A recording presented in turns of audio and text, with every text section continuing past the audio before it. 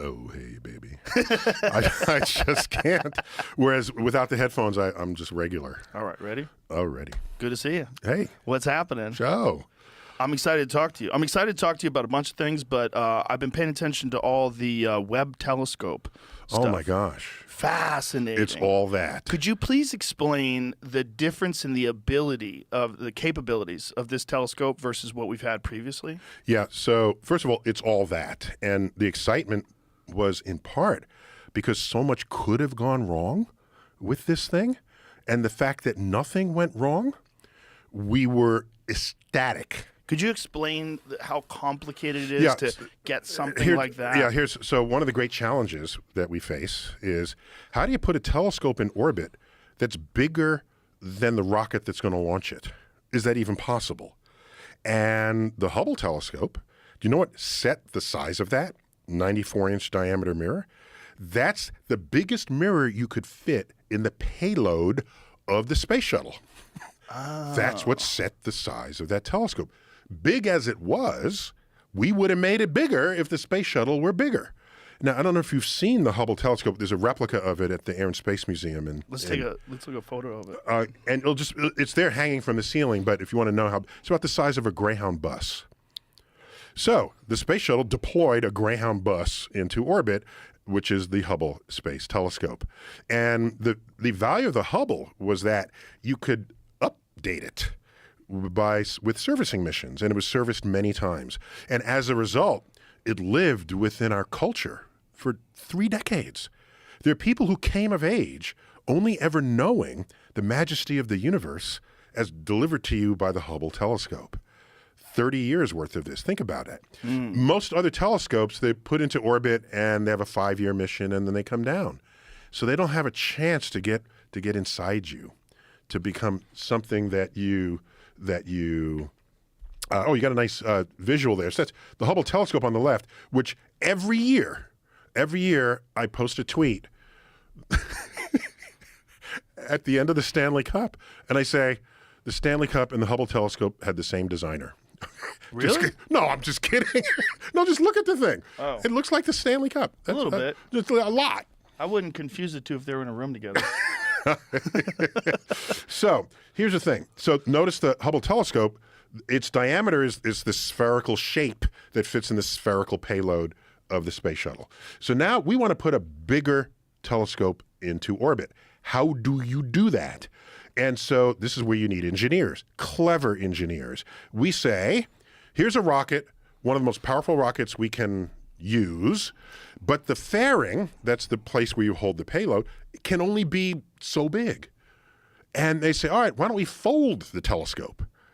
Now, how are you going to fold the mirror? Oh, you turn the mirror into segments, hexagons.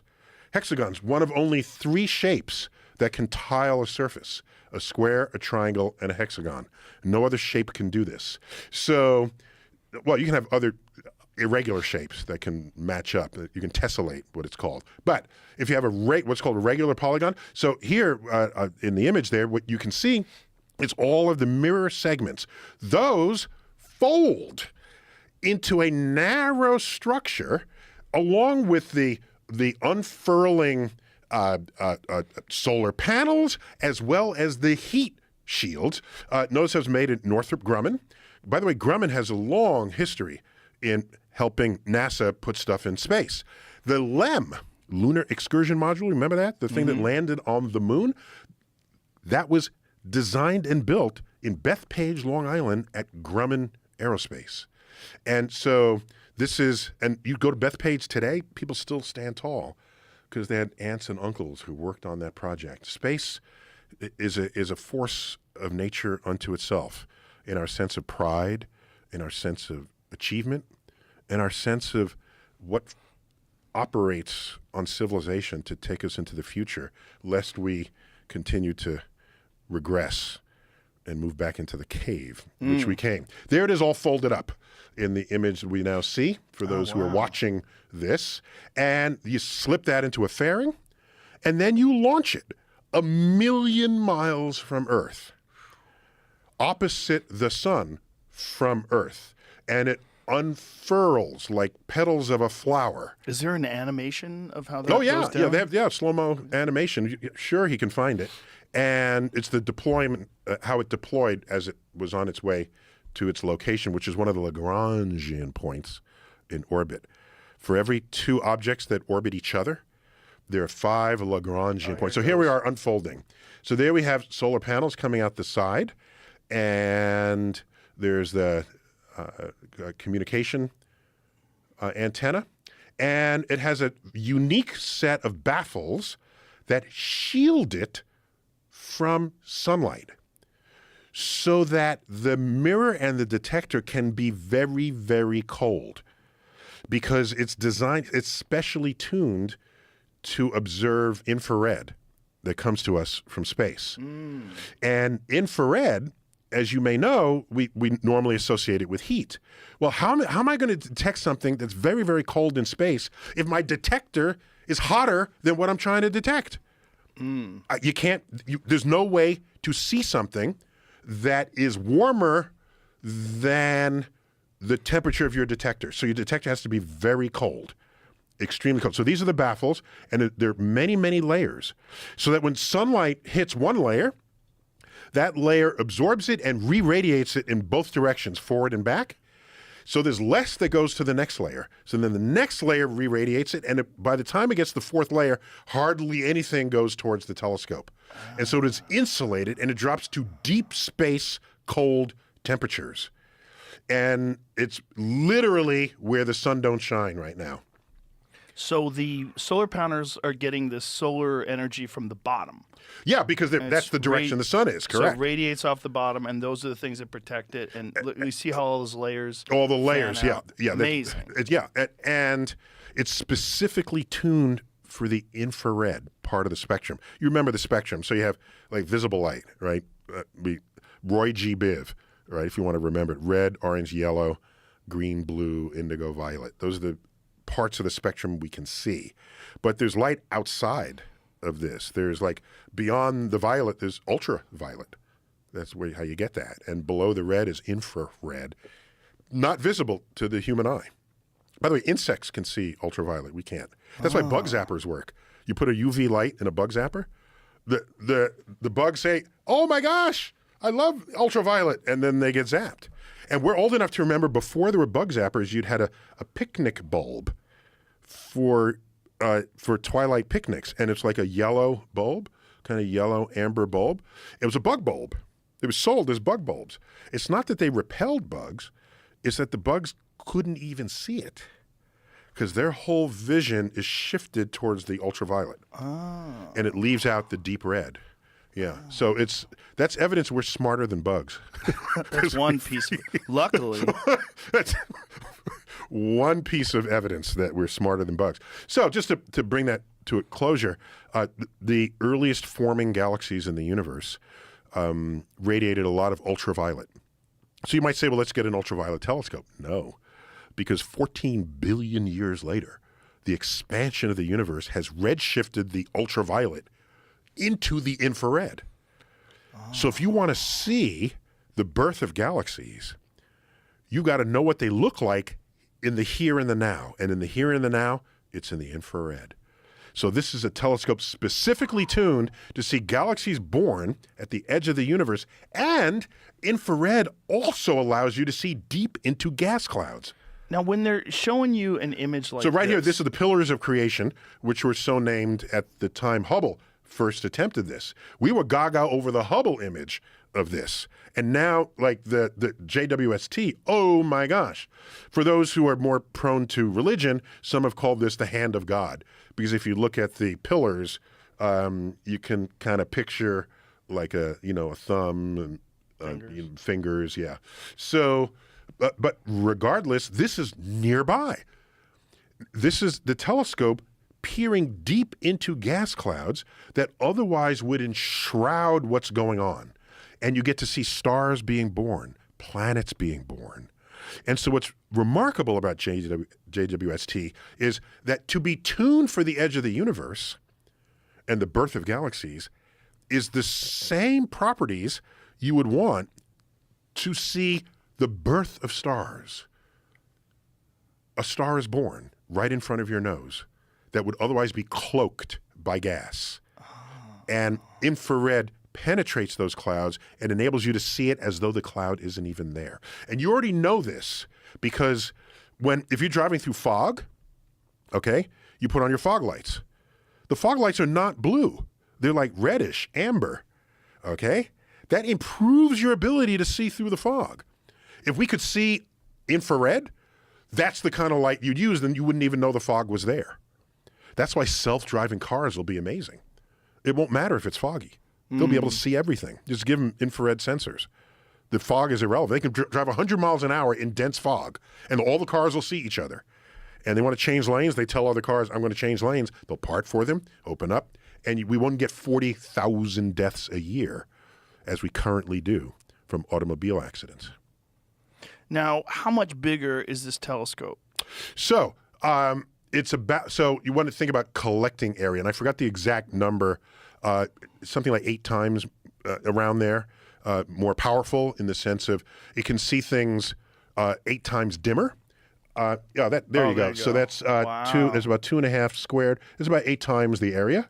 And the technology obviously is improved as well. So, like the ability that... Well, our detectors are better. And let me remind you that when the Hubble was designed, it was designed in like the 1980s. And it was scheduled to go up. And then we had the Challenger accident. And that delayed the shuttle program. So there's Hubble sitting there in mothballs with an old Microsoft chip.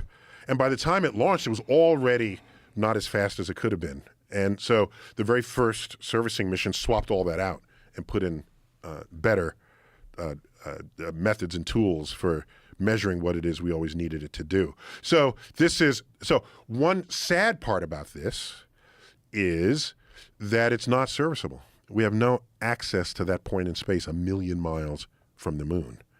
We haven't left low Earth orbit since 1972. We're not going out 1 million miles from Earth to fix a telescope. So that's unfortunate. Maybe a robotic fix, I don't know, to refill some of the fuel. It needs fuel to station keep. Didn't it get hit by a micrometeor? Yeah, well, that's the brakes when you're in space. Yeah. Yeah, but it's not. It doesn't affect the overall performance. That's amazing. Yeah. Well, it's huge, and micrometeors will do small damage, but you don't want it in the middle of a meteor storm. That would be right. Totally bad. And do they? I mean, they obviously know like where some of the asteroid belts are and where some of the nearby Earth objects are. Yeah. So in this context, so first, most asteroids are in the asteroid belt. So that's between Mars and Jupiter. So I have an asteroid named after me. Congratulations. I don't mean to brag or anything. Can't you like get a star named after you online? Not authentically. You just get robbed. They just pretend. They'll send you a map with your name drawn in the map. So you pay for a piece of paper. Yeah, they claim that it gets registered with the astrophysicist, but it doesn't. No, there's only one way we name stars, and that's by committee and by traditions and this sort of thing. They're fascinating traditions. So planets are named after Roman gods, and planet moons are named after Greek characters in the life of the Greek god, who's the counterpart to that Roman god. Wow. So Jupiter, for example, one of its moons is Ganymede. Ganymede was the manservant of Zeus, and Zeus and Jupiter were corresponding gods in Greek and Roman. And not only that, what's the number? Is it about half, somewhere around there, of all the stars in the night sky that have names have Arabic names. So in my field, we have deep respect for people who made great inroads into understanding the natural universe. And the golden age of Islam from 1,000 years ago made material contributions in this regard. And, of course, Greek and Roman legends and this sort of thing. So there they are in its influence on Western culture. So, yeah, no, the universe is a fun place. Pretty fun place. Oh, yeah. So this James Webb Telescope, in terms of its ability to recognize things, like what magnitude of improvement are we talking about from the factor of 10. Hubble? Yeah, about a factor of 10. Yeah, easily. That's right. Well, a factor of 10 for the things Hubble could see, but it's incalculable when it sees things that Hubble could have never seen because Hubble was not tuned for the infrared. So then you can't even compare it. It's a complete other window opened up to the universe for you. So what has changed in terms of our understanding? The web has been in the million-mile orbit, or however far away it is, for how long now? Well, it got there, and then we did some engineering. So I guess a year and a half. Yeah. And what has changed in our understanding? So that's been people's first question. And what I want to do is temper that to say something a little different. So, yes, we expect James Webb to make great discoveries. We expect that. But the first order of business is hardly ever, let's discover something new today. It's, here's something that we have limited understanding of. Let's improve on that. And in so doing, we deepen our understanding of how things work in the universe. That doesn't always involve overturning a previous idea or discovering something that nobody ordered. All right? That will happen. We fully expect that to happen. But we targeted parts of the sky initially because we know other telescopes have gone there before. And we're going to say, how can we further advance and deepen our understanding? One thing it's going to be able to do, and it has already done, we have, you know how many exoplanets there are? And I don't know how many of your audience was born after 1995. How many 27-year-olds and younger? Probably quite a few. Quite a few. Okay. So I will take this opportunity to knight them Generation Exoplanet. Ah, okay. 1995 was the first exoplanet discovered, a planet orbiting another star. And I'll never forget that because it was my first time on national television. I was freshly minted as director of the Hayden Planetarium in New York City. And NBC sent New York City is the media news headquarters, right, of all the networks. So NBC sent an action cam. They interviewed me because of my title, not because they knew or gave a crap who I was. My title was director of the planetarium. And so I gave my best professorial reply. I said, well, the Doppler shift, this is how it's discovered and what we do and how we measure it. And I was describing the fact that when you discover these planets, you don't actually see the planet. You see the effect of the planet's gravity on the host star. And so if you'd watch the host star like jiggles, okay, just a little bit in response to the planet going back and forth around it. So you're measuring the star. So I motioned that like with my hips. And that evening on the evening news, that's all they showed was me jiggling my hips. And I said, oh my gosh, okay, that's how you're going to do this. Okay. You don't want me to be Professor Neil. You want me to be Soundbite Neil. All right. So from then on, I practiced my sound bites. And a soundbite's like 3 sentences. Oh, so you recognize that this is the format now. Correct. Yeah. And I said, I can't just give them my stump speech as professor of astrophysics. It has to work in their medium. And so I went home and stood in front of the mirror and had people just shout out things to me, anything in the universe, any idea, object, person, place, or thing. And I would come up with like 3 sentences that are interesting, make you smile, and be tasty enough to want to tell someone else the anatomy of a soundbite. So try it. Say anything in the whole universe.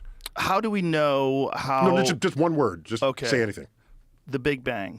Big Bang. Ooh, the birth of space-time energy and everything we know and love about this universe.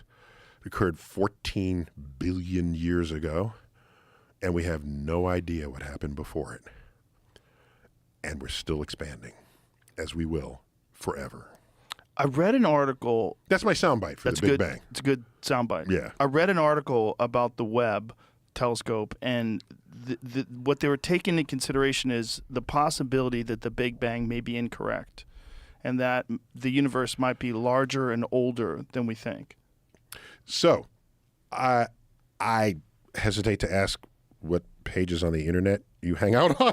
It was a legit. It wasn't saying the universe is older. It's saying as more data and new information comes in, there is a distinct possibility that the Big Bang might just be it just might explain the reach of the technology and not the actual scale of the universe itself. Okay, so the way to think about this is, and this is the way science has worked since basically the year 1600, where Galileo sort of starts codifying what people knew probably should be happening, but no one really did it in large scale. If you have an idea about something, then you test it multiple ways and get other people to test it. And if the tests give you consistent results, you have a new understanding of the universe. When that happens, that knowledge of the universe doesn't go away. It doesn't get undone. What happens typically is you have a deeper understanding of the universe in which that understanding gets embedded. And you realize that you only understood a small part of a larger whole. But the small parts you did understand, where you had multiple experiments that confirmed it, that doesn't change. So the cleanest example of this, and I'll get back to your question, is Newton's laws of motion and gravity. Did anyone see anything move faster than a galloping horse in his day? Probably not. And so the Newton's laws of motion and gravity worked. They worked not only for galloping horses, it worked for the moon in orbit around the Earth, and the Earth in orbit around the sun, and Jupiter's moons in orbit around Jupiter, all right, and for the planets. So, okay, but wait a minute, it doesn't work for Mercury. Mercury's orbit is not following Newton's laws. Is there something wrong with the data? Let's check it. Data's correct. Oh my gosh, what's happening? Einstein comes along and says, I have a new understanding of gravity and a new understanding of motion. And it accounts for this weirdness in Mercury's orbit. What was the weirdness? Its shape was not exactly what Newton's laws of gravity would give you. Its shape could only be accounted for when you throw in Einstein's theory of general relativity. Why? Because the sun's gravity is so monstrous and Mercury's orbiting close enough to it that it's being influenced by extra phenomenon going on in the universe that's the product of very high and significant gravity. And so then do we throw Newton out the window? No, actually. You know what Newton's laws are? They're what Einstein's laws look like when you put in low speeds and low gravity. If you put in low speeds, they become Newton's laws in that limit. Newton's laws don't stop working where they used to work. Apollo to the moon used only Newton's laws because Einstein didn't matter at those scales. The moon and Earth and rockets, we're not going fast enough for any of that to matter. But when you start going fast enough, you cannot use Newton's laws. You have to use a deeper understanding. Now, where does Einstein take us? You go into the center of a black hole, you get black holes from Einstein. Center of black hole is a singularity. All the theories say the matter occupies zero volume, thereby having infinite density. And that's kind of weird. What? No, you can't have infinite. No. That's a limit of Einstein's theory.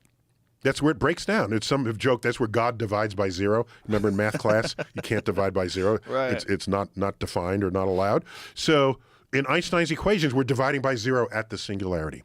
So we all know that as brilliant as Einstein was and as successful as his general theory of relativity has been, it has limits. And one limit is the center of a black hole, and another limit is the very birth of the universe itself. Getting back to your question, the Big Bang. So we have top people working on trying to resolve this singularity problem. And in so doing, you get to some ideas that, well, maybe our Big Bang, because the Big Bang is not going to go away. All the data support this. So now I've got this Big Bang thing, okay?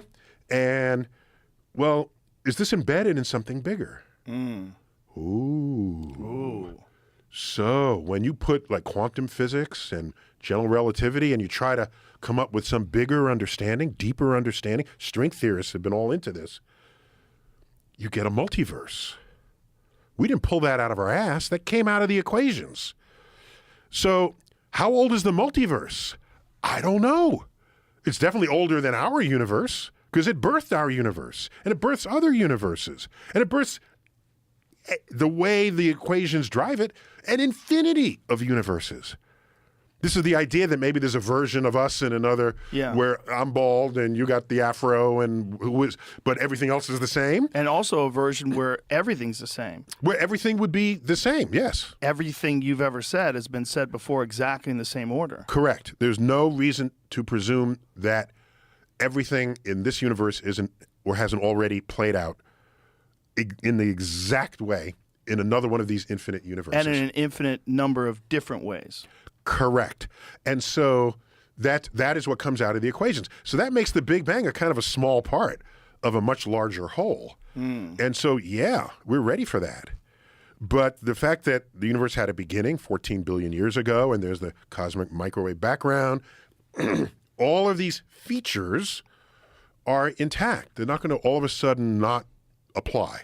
That's my point. That's my long answer to your very clean thing question. that happened 14 billion years ago, what is the predominant theory of why?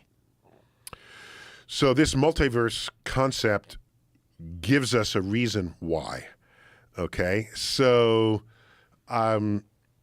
it's like, imagine you're rolling around in a basin, okay?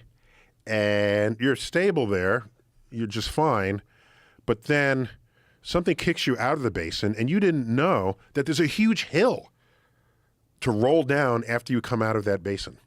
But you didn't know that. You thought everything was just fine. You roll down that hill, you're gaining energy. At the bottom of the hill, something stops you. And then where does all that energy go? One of the hypotheses, and I'm highly simplifying here, is that the energy gained by rolling down a hill, and these are energy hills that would exist in this sort of higher dimensional space that we're talking about, that energy has to manifest in that object somehow, and it becomes an explosion and gives birth. With enough energy, it gives birth to matter, everything that we know and love, and it expands. Because when you concentrate that much energy in a small spot, that's the only thing you can do. I understand that you're expand. simplifying it, but I don't understand. Simplified it in the sense that by using this basin analogy and rolling down a hill, that they're equations of the energetics of a system, and this is called a false vacuum. So you can be in a place that's not the true bottom energy state of the system, but you think everything is fine, but it's not. And so if you move around among these hills and valleys, you end up birthing universes out the other side. And this multiverse concept actually delivers this for you, basically for free. That thought would be that the Big Bang is just one of many events that happen in the multiverse. Correct. And not only that, it could be that other Big Bang events might have a slightly different laws of physics in it. So you want to watch out for that if you cross over from one universe to the other and the charge on the electron is slightly different. You could all your atoms could just scatter or compress into a pile of goo. Yeah, so take something to test first. Yeah, send a chicken out there. Chickens get no respect.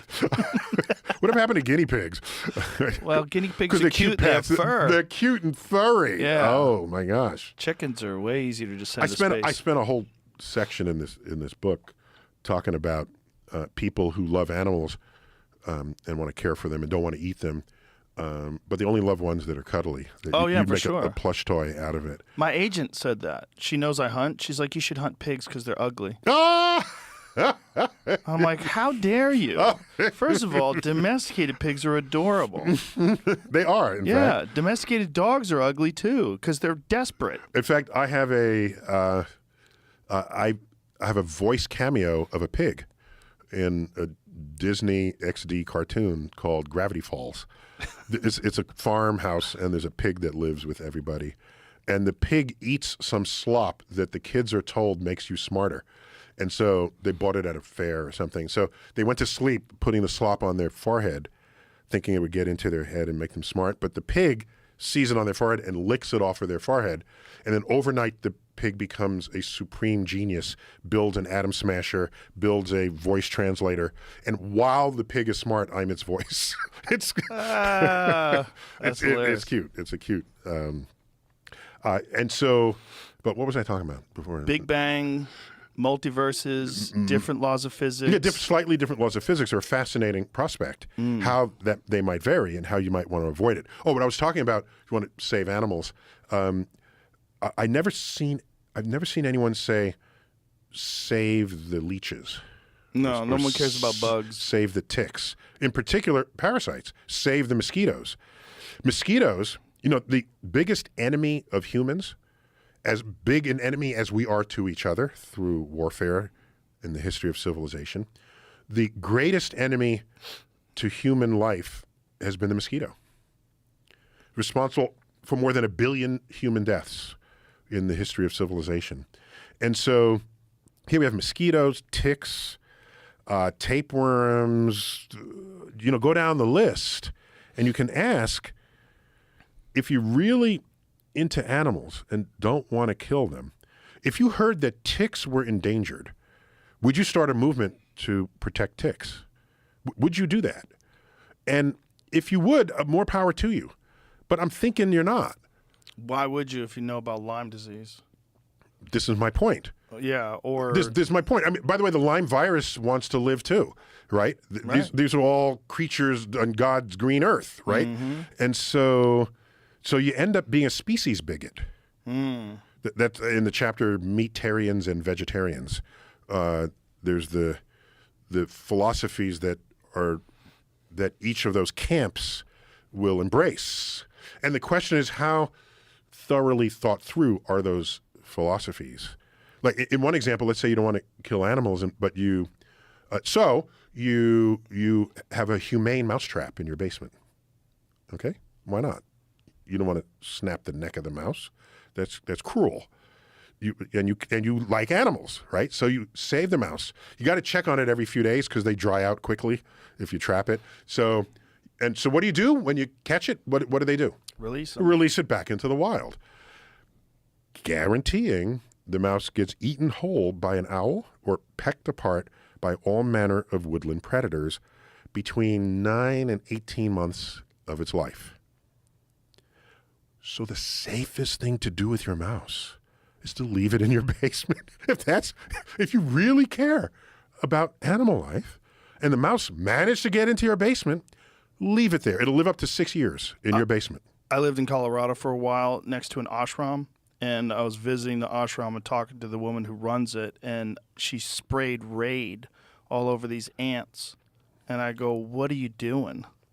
And she's like, "Well, it's unfortunate, but we have to address the fact that we have an infestation of insects." I'm like, you just mass killed all these living beings with poison from the sky. And you did it in front of me. Aerial assault. While you're espousing the benefits of Buddhism and meditation and... Yeah, so people kind of cherry pick. Yeah. And I understand it, but... And it's odd. I don't mind if someone cherry picks as long as they're completely self-aware. Most people aren't. And by the way, the home where you're saving the mouse, I did a rough calculation. It's probably made from the wood of about 50 trees. Each tree could have lived 100 years, but didn't because it was cut down to make your home. The 2x, the studs, the 2x4s, the floorboards, the wall panels, the siding. And each of those trees was home to birds and insects and fungus and squirrels and every day of that tree's life, via photosynthesis, it created 15 times the mass of the mouse in breathable oxygen. So I ask you, who do you think nature cares more about? The tree or your 1-ounce mouse? Probably the tree. I'm thinking. And some trees live 1,000 years. Well, have you paid attention to some of the new research that's being done about how trees communicate with each other? I'll get to that. Yeah, I'll get to that. That's in that chapter, the Meatarians and Vegetarians chapter. So So trees are fascinating. I've heard people say, well, the mouse has a beating heart and the tree does not, or plants do not, and animals do. And I said to myself, well, let me think this through. If you cloak a tree, does it not suffocate? If you cut a tree, does it not bleed? If you cut off its nutrients at the base, does it not wither and die? Well, when they're aware they're being eaten, they release plant defense I'm chemicals. getting there. All I'm saying is the tree gets nutrients from the soil to the topmost leaf. It does it not for want of a beating heart. It does it in spite of not having one. Right. It has a circulation. It just has a different It's where I get way my of life. It's where I get my maple syrup from, tree blood. So to fault a tree or plant life for not having a beating heart, when it's not that they need one and don't have one, it's that they don't need one and never wanted one. Now you're talking about the mycelium. So this is a interconnected network. It's a fungal network underfoot in a forest where it connects multiple kingdoms of life. There are 4 kingdoms. You might have learned that there were 2. We've upped it since then. Those 2 kingdoms are still intact, but like I said, now there's more. It's embedded in a larger truth. There's the plant kingdom, animal kingdom, fungal kingdom, and then we have a kingdom that includes all of the bacteria and archaea and other microscopic life forms. And so here's an interesting fact. I lost sleep for a week over this. Ready? If you look at the common ancestor between fungus and animals, because the tree of life ultimately has one taproot, okay? And as it splits, it speciates, and you get all these things. The diversity of life on Earth is enabled by the fact that life can speciate. Okay. You look at the common ancestor between animals and fungus, the common ancestor between humans and mushrooms split later than its common ancestor split with green plants. What that means is we and mushrooms are more alike than either we or mushrooms are to green plants. Well, mushrooms breathe oxygen. All I'm saying is you grill a portobello mushroom, what's the first word people use to describe it? Vegetarian. No, they talk about mushrooms tasting meaty. Yeah. Yeah, meaty mushroom. No one has, last I checked, no one has ever accused kale of tasting meaty. No. So in a way, we're kind of biting into ourselves. Plus mushrooms, shrooms, people have whole relationships with mushrooms. Oh, yeah. Yeah. Oh, yeah. So, and mushrooms are fungus. Fungus thrives on our body. Have you ever done Yeast. psychedelic mushrooms? I've never done anything psychedelic. Why? Can I tell you why? Yeah, please do. So I don't know if it's a good reason. I don't know if it's the best reason that can exist, but for me, it's a really good reason. The human mind barely works as it is. Barely. You ever see a book of optical illusions? Mm-hmm. No one doesn't love a good book of optical illusions. And you turn the page, what is that? Oh, is it in the page, out of the page? Is the line longer? Is it shorter? And you scratch in your head. These are simple line drawings that confound the human mind's ability to interpret. Our brain barely works as an accurate decoder of the natural world around you. You now want to stir in chemicals? I recognize it'll take you on a ride, but I have always valued objective reality. I don't want anything interfering with my understanding of what is actually happening in front of me. And there are people who would claim that under the influence, they're accessing some actual other reality. All I can say is, if in that other reality you can, invent the James Webb Space Telescope? Tell me about it. Well, if you can figure out how to fly, you know, and if you can do that, tell us about it. And there are people say, oh, I visited Venus when I was on a head trip. Did you bring back evidence? Evidence matters. Okay. Did you bring it? No, but it was in their head. Well, the material world, what we're talking about is actual physical objects, right? It's like if you could The bring physical world, back the physical something, universe. the physical, where what they're experiencing is something akin to, you could call it a hallucination. You could call it a portal where physical reality doesn't exist, and you only exist as consciousness. Here's my skepticism. I don't mind people saying that they visited another planet or whatever, wherever they're visiting, or some astral plane. Okay, I don't. Okay, I'm. You know, write a travelogue and share it with people, as some have done. I guess I would ask whether what you experienced is part of an objective reality that we can all recognize. Because if it's not, then it's completely in your head. And if it's completely in your head, But wait a minute. it's less useful. What do you mean by that? Part of an objective reality? An objective reality. So here's an example. When people have these near-death experiences, okay, or one where they're dying on a table, and they are commonly described, they leave their body, and they look back on themselves. Okay, that's a thing going. That's something. Okay, Right. Let's investigate this. Okay, so the test for whether you really left your body or whether you were hallucinating it is get some writing that faces the ceiling up above your body. Okay, and they've done this experiment. And if you're floating above your body, above that piece of paper, when you come back to life, you should be able to say what's written on that piece of paper. And that is yet to happen. If you get above it. Yeah, if you get above it, correct. That is yet to happen. That'd be So really where would good. that piece of paper be suspended? Yeah, no, you have to put it up on a shelf or something. Yeah, you'd be able to put it in a way that it would be clearly. But then the person would have to die knowing that piece of paper was there and then be brought back?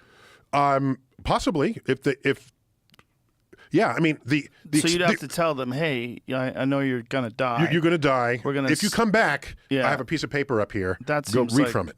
a pretty ridiculous experiment to try to if achieve. you care, wait, pause. Pause. From ridiculous So like, experiments. hey, I know this guy's about to die, but instead of concentrating That- on bringing him back to life, let's write you down on do a piece of both. paper You know, and leave it instead on the of- shelf. But who the fuck is going to do that? No, you know what they did? What? In 1895, after Wilhelm Röntgen discovers X-rays and they find out it penetrates your body and you can see bones inside your body, you know what they did? They What? set up X-ray machines at the bedside of dying people to see if they can see a soul leave the body. And everybody just got cancer from the radiation. They died from cancer. No, I thought that was an admirable attempt. Yes, to interesting. make a measurement. Yeah, that's interesting. But Yes, But they- how and would they never you saw- possibly know that someone is going to die and or have a near-death experiment? What you and do then, every- a near-death experience rather, and then put a piece of paper If you wanted on to- a shelf. What you want to do, you'd have to be really organized about that.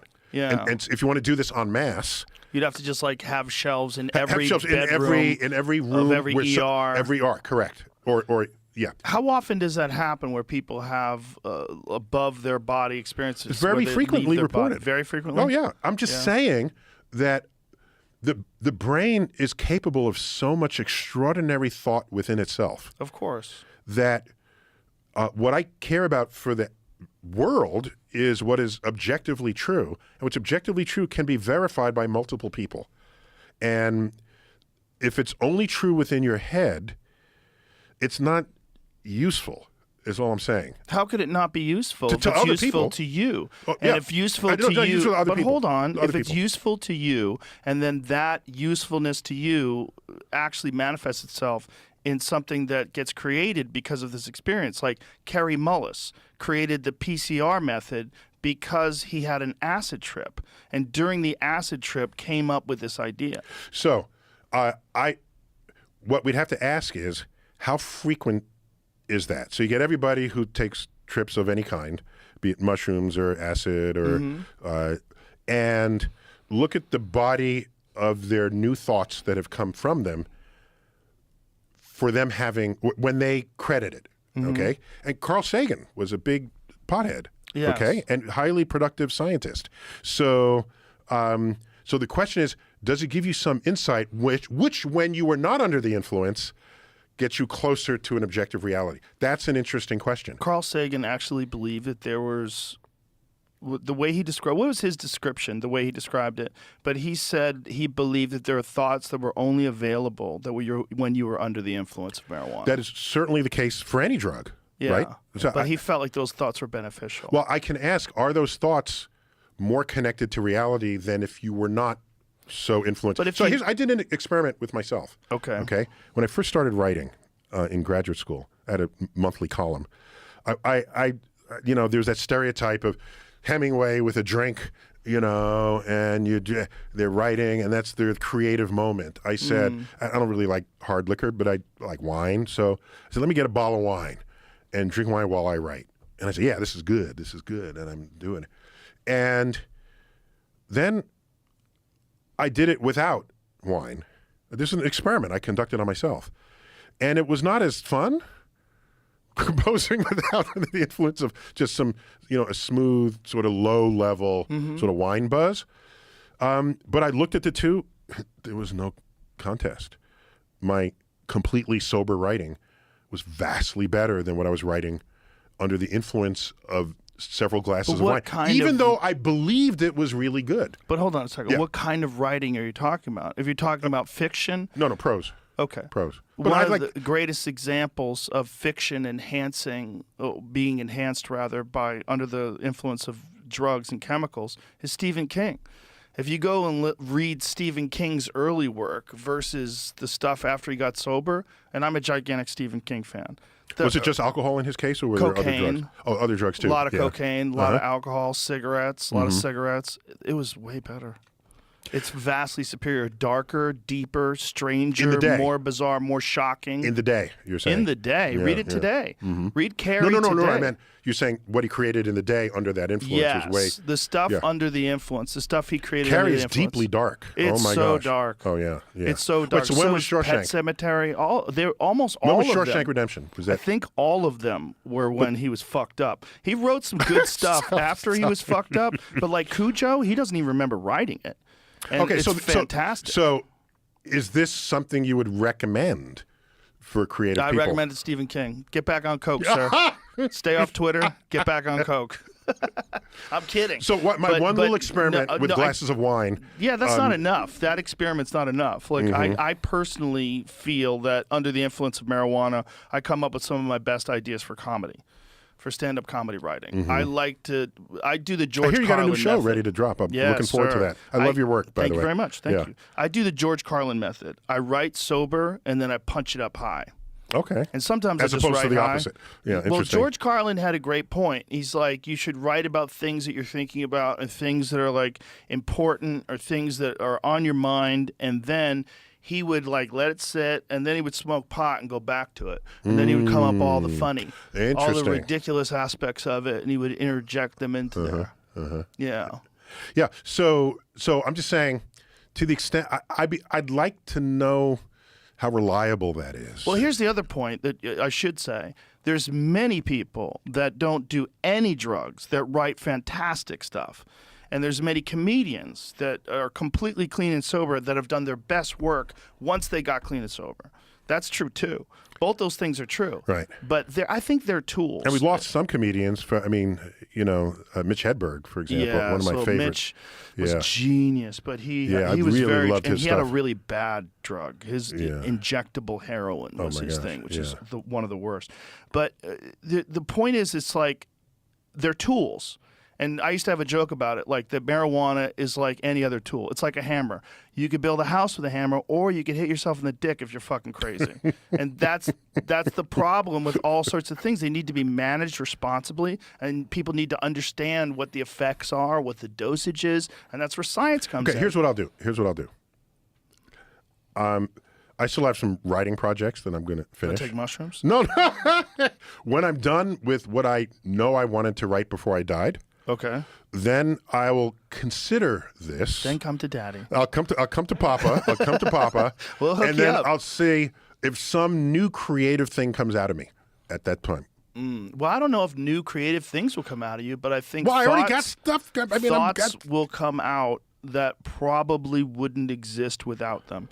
And when you're talking about like really breakthrough psychedelic moments like DMT or mushrooms, psilocybin, one of the really fascinating things is they mimic neurochemistry. Like DMT is in the brain and it's in all the organs and it's a part of natural human neurochemistry. Well, except of course, so is fentanyl. So fentanyl is a part of the no, human neurochemistry. You have receptors for it. So right, but DMT is produced by the human body. It's actually a thing that the body makes, and we don't know why. Right. And the really heavy-duty psychedelic people think that in large doses, when you take it and have these breakthrough experiences, what you're doing is you're going through some sort of chemical portal.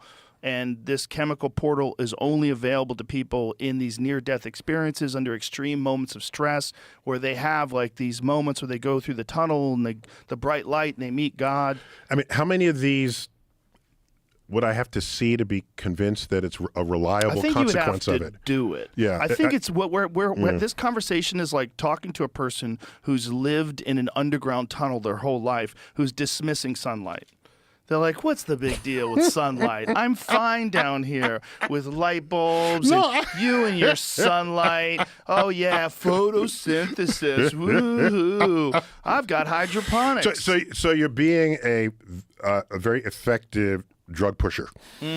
But the drugs that I'm interested in are not dangerous. They're not ones that kill you. Like, I've never done cocaine. I've never done heroin. I've never done amphetamines. I'm not interested in those. Does cocaine kill you? That doesn't kill you. It can. It can if you're rich enough. And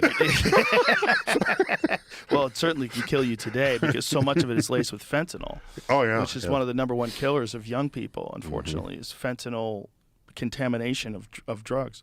But I'm interested in pharmacology. I'm interested in what happens to the mind when it's under the influence of different substances. Yeah, I guess I'm less interested because I have to think more about what you said, but look at how people misinterpret reality when they're not on anything. It's a good point, and it's another good point is there's many people that failure under the of influence eyewitness of those testimony drugs, just to say what actually happened. Sure, and that's under scary. extreme duress. That's people end up terrifying. in jail because of that for the rest of their lives. Yes.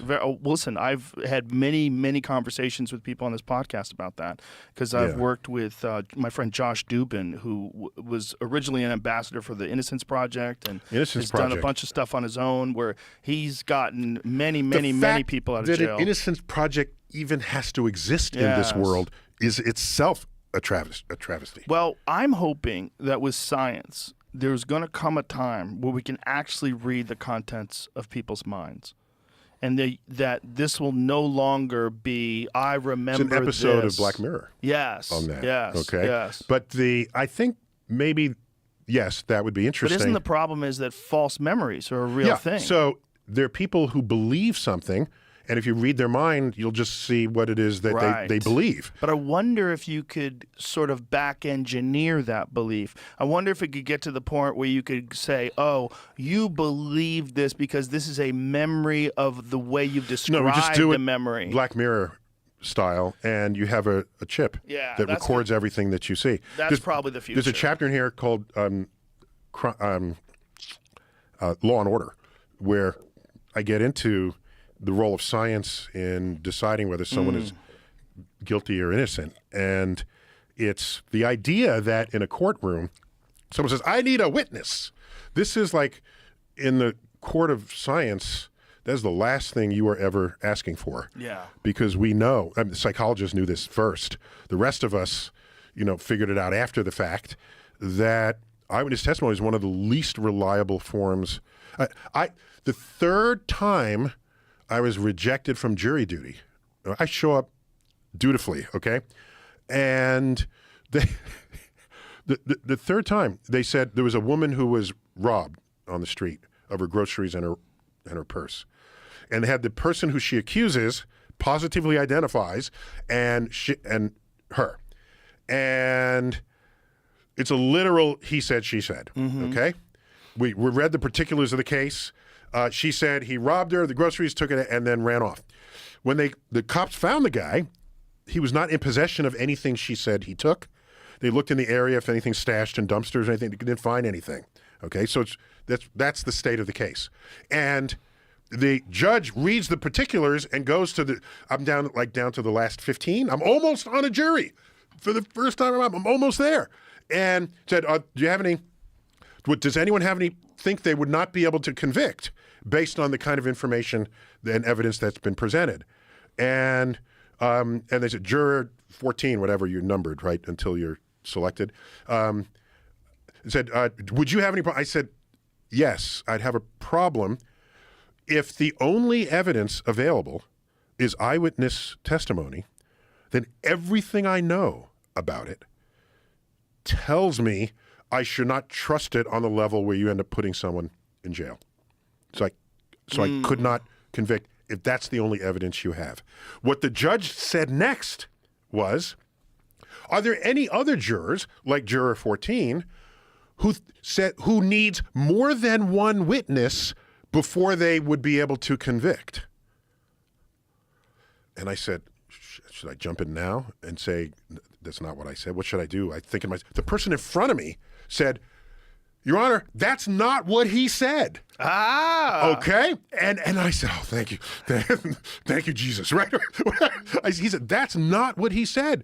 And I resisted with all my might to say, Your Honor, you were eyewitness to what I said 20 seconds ago and got it wrong. Yes. But I resisted, but I was nonetheless on the street 20 minutes later. I think you should have said that just for his own edification. No, it was a she, by the way. But, she. Sorry, I'm sexist. You're totally sexist. What's wrong with We've me? all known that forever. Slap myself on the wrist. Right. So I'm just saying it's clear that the legal system, the precision of... Deeply flawed. It's deeply flawed. And they say, well, it's the best we have. Well, then fix it. Yeah. I mean, if that's how you were talking when they used to dunk people, and if you died face up, you were innocent, and died face down, you were guilty. That was the best they had then, but we improved on it. Right. If they drowned you, you weren't a witch. Congratulations, you weren't guilty. Well, it depends. If you, that's right. How you died. Yeah. And you'd otherwise go to heaven, where you would. Right. So, plus there's in Columbus's voyage. There's a lot. We talked about Columbus last time on the show. I talked about Columbus many times. Yeah. It's horrific. So in one of the voyages, they went on some stretch of time and they didn't have food, and they had Indians from that they'd brought on board, as well as some of their own crew, and people were dying. And so at sea, what do you do with a dead body? You throw it overboard, of course. Okay, so a person who's keeping notes said all the Indians they threw overboard floated face down, and all the Christians floated face up. Oh, Christ. So I said, okay. I guess that could happen. Statistically, perhaps. I don't know. Yeah. But now we have his handwritten notes, eyewitness testimony of something that is completely fulfilling his own worldview's expectations of how things should be. So in the whole sort of law and order chapter, I just pick all that apart and just try to say, why not have jurors that are really good at data analysis? How about that? That would be nice, but that's really hard to find. And then on top of that, if you are dealing with eyewitness testimony, what do you do? Do you just throw everything out completely, or do you try to assess whether or not that person is capable of objective thought and reasoning? No. Because even people who are better at it are still flawed at it. Right. Okay? Especially under experiences under extreme duress. Stress experience. Yes. Correct. As they've done many times in psychology class. Yeah. They have, the class is unfolding, and they stage some violent thing with an explosion, and then they say, write what you just saw. Right. And nothing agrees. Right. Okay. Right. So, yeah, it's a challenge. Which is the problem of conspiracy theories after big events like 9/11. Like all the people that say they saw this and they saw that, and I remember this and I remember that, and you have these little sound bites of all these people, and you piece them together, like, oh my God, they planted bombs. And there are also there are people who say before an earthquake, they knew it was going to happen. they see all the animals running, right? And it's like, Okay, you reported that after the earthquake happened, not like before. But doesn't that happen during tsunamis? Don't animals actually do go to higher ground? I think that has actually been documented. Okay, so I believe that happened. I'm highly suspicious of whether that's true, because a tsunami, there's no way to know that. Tsunami typically occurs from an earthquake way offshore. Right. Okay, and it's a very low amplitude wave in deep water that continues to gain amplitude as the water gets shallower and shallower.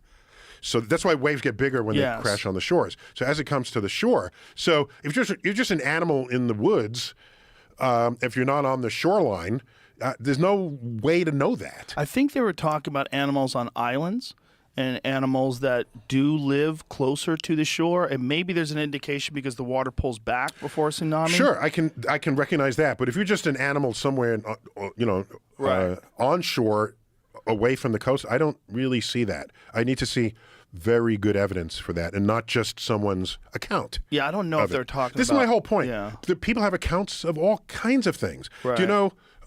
There's a whole other chapter called Risk and Reward. All right, here's something. Surely in your life you have taken an average of numbers before. Okay. Tell me yes. Sure. Lie to me, even if it's not true. I have, yeah. Definitely. Okay. Do you realize that the first time anyone ever did that, to realize that maybe there's some interesting result here, was after the invention of algebra, trigonometry, geometry, and calculus? Really? Statistics is just something that the human brain, it's just not natural. It is completely foreign to us. We don't know how to interpret simple random events because we want to give meaning to them. You know the thing where you're in some other country, in some other city, and you meet someone like a childhood friend. Yeah. And you say, small world. Yeah. That's your first thought, right? Small world. Okay, here's how to cure that. Okay, next time you're in a foreign city, go up to every single person you walk by and say, do I know you? And they'll probably say no.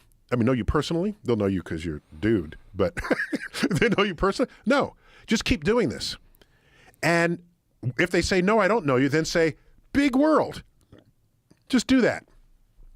You'll do that millions of times. Okay. Before you meet someone who you once knew. And the proper statistics will then get recorded for that. So no, it's not a small world, it's a fucking big world. And there are a lot of people in it who you don't know. It's just very unusual when you meet someone in another country that No, you know. no. There's a from back point home. where, well, if you do the math, there are a lot of things that people say are unusual where it would be unusual if you didn't. Well, if you fly to England and you don't tell anybody you're flying to England and you run into a friend from back home, that's pretty unusual.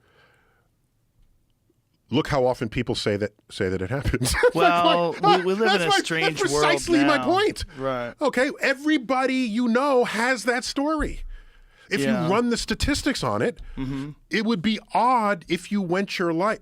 Presumably you have a normal life and you know people and your school was big and all of this. Okay, you didn't grow up in a farm with nobody. You didn't know anybody. It requires some basic number of people. Right. So there's a lot of errors of statistics that we make, of probability and statistics.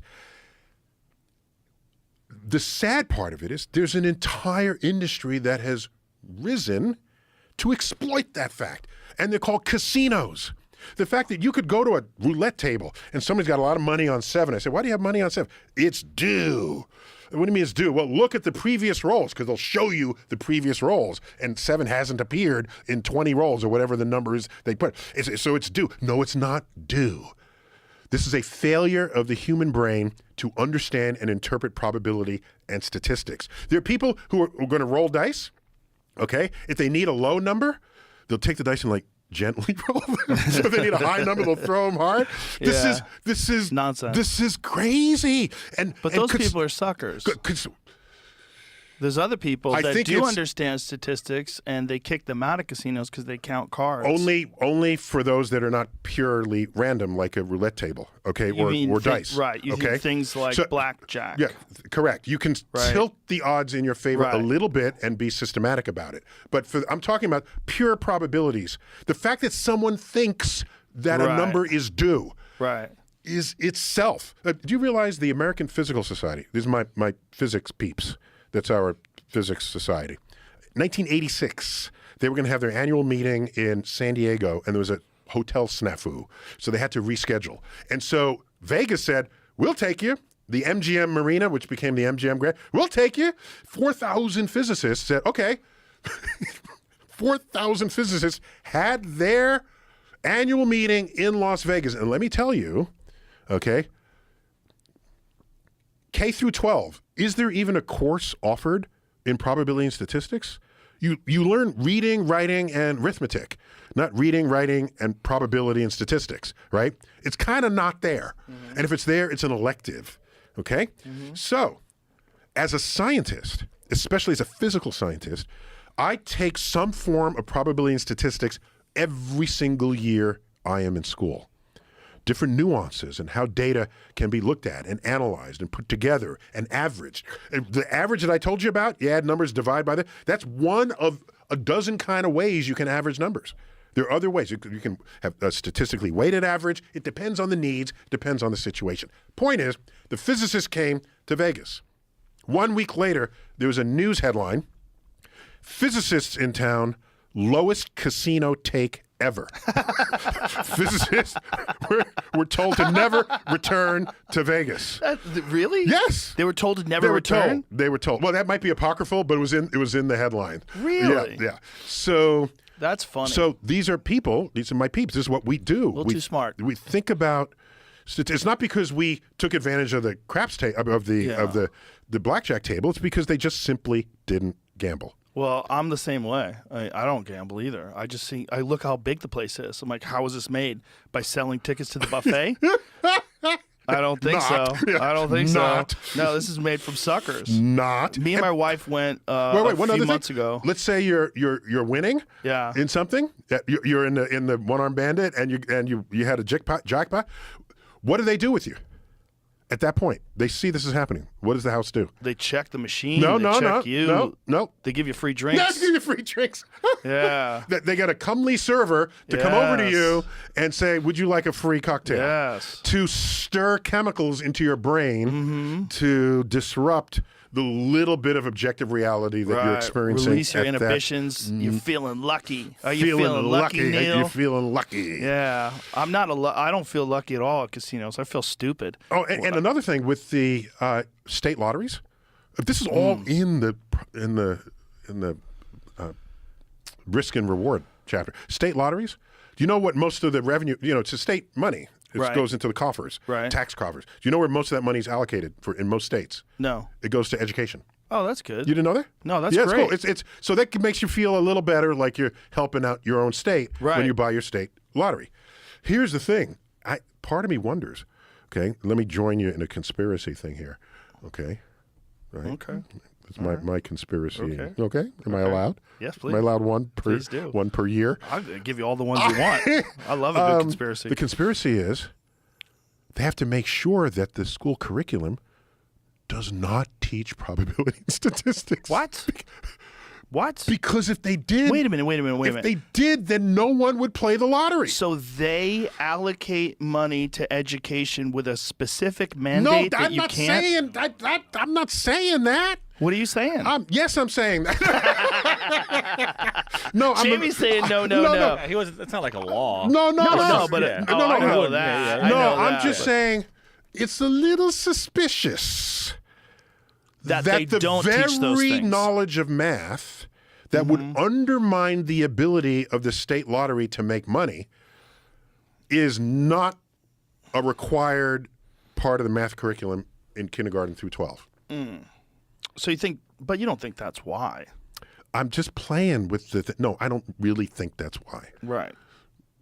No, okay, so I see what you were doing there. You were assuming that I was totally in on this conspiracy theory and I have charts on my wall and websites devoted to it. No, it just crossed my mind how odd it is that when you know enough about probability and statistics, you bet less.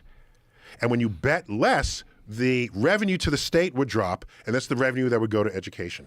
So it has the power to plant the seeds of its own undoing, and it doesn't do that.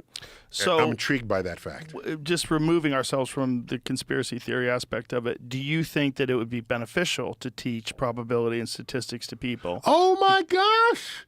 Look at how many bad decisions we make because we think we have an understanding of what is random and what is not. Right. What is a there's the one they did this, but actually their analysis was flawed, but the basis was well placed. So the idea, you're playing a basketball game and somebody hits a few shots in a row, they've got a hot hand, give it to them. Yeah. They don't have a hot hand.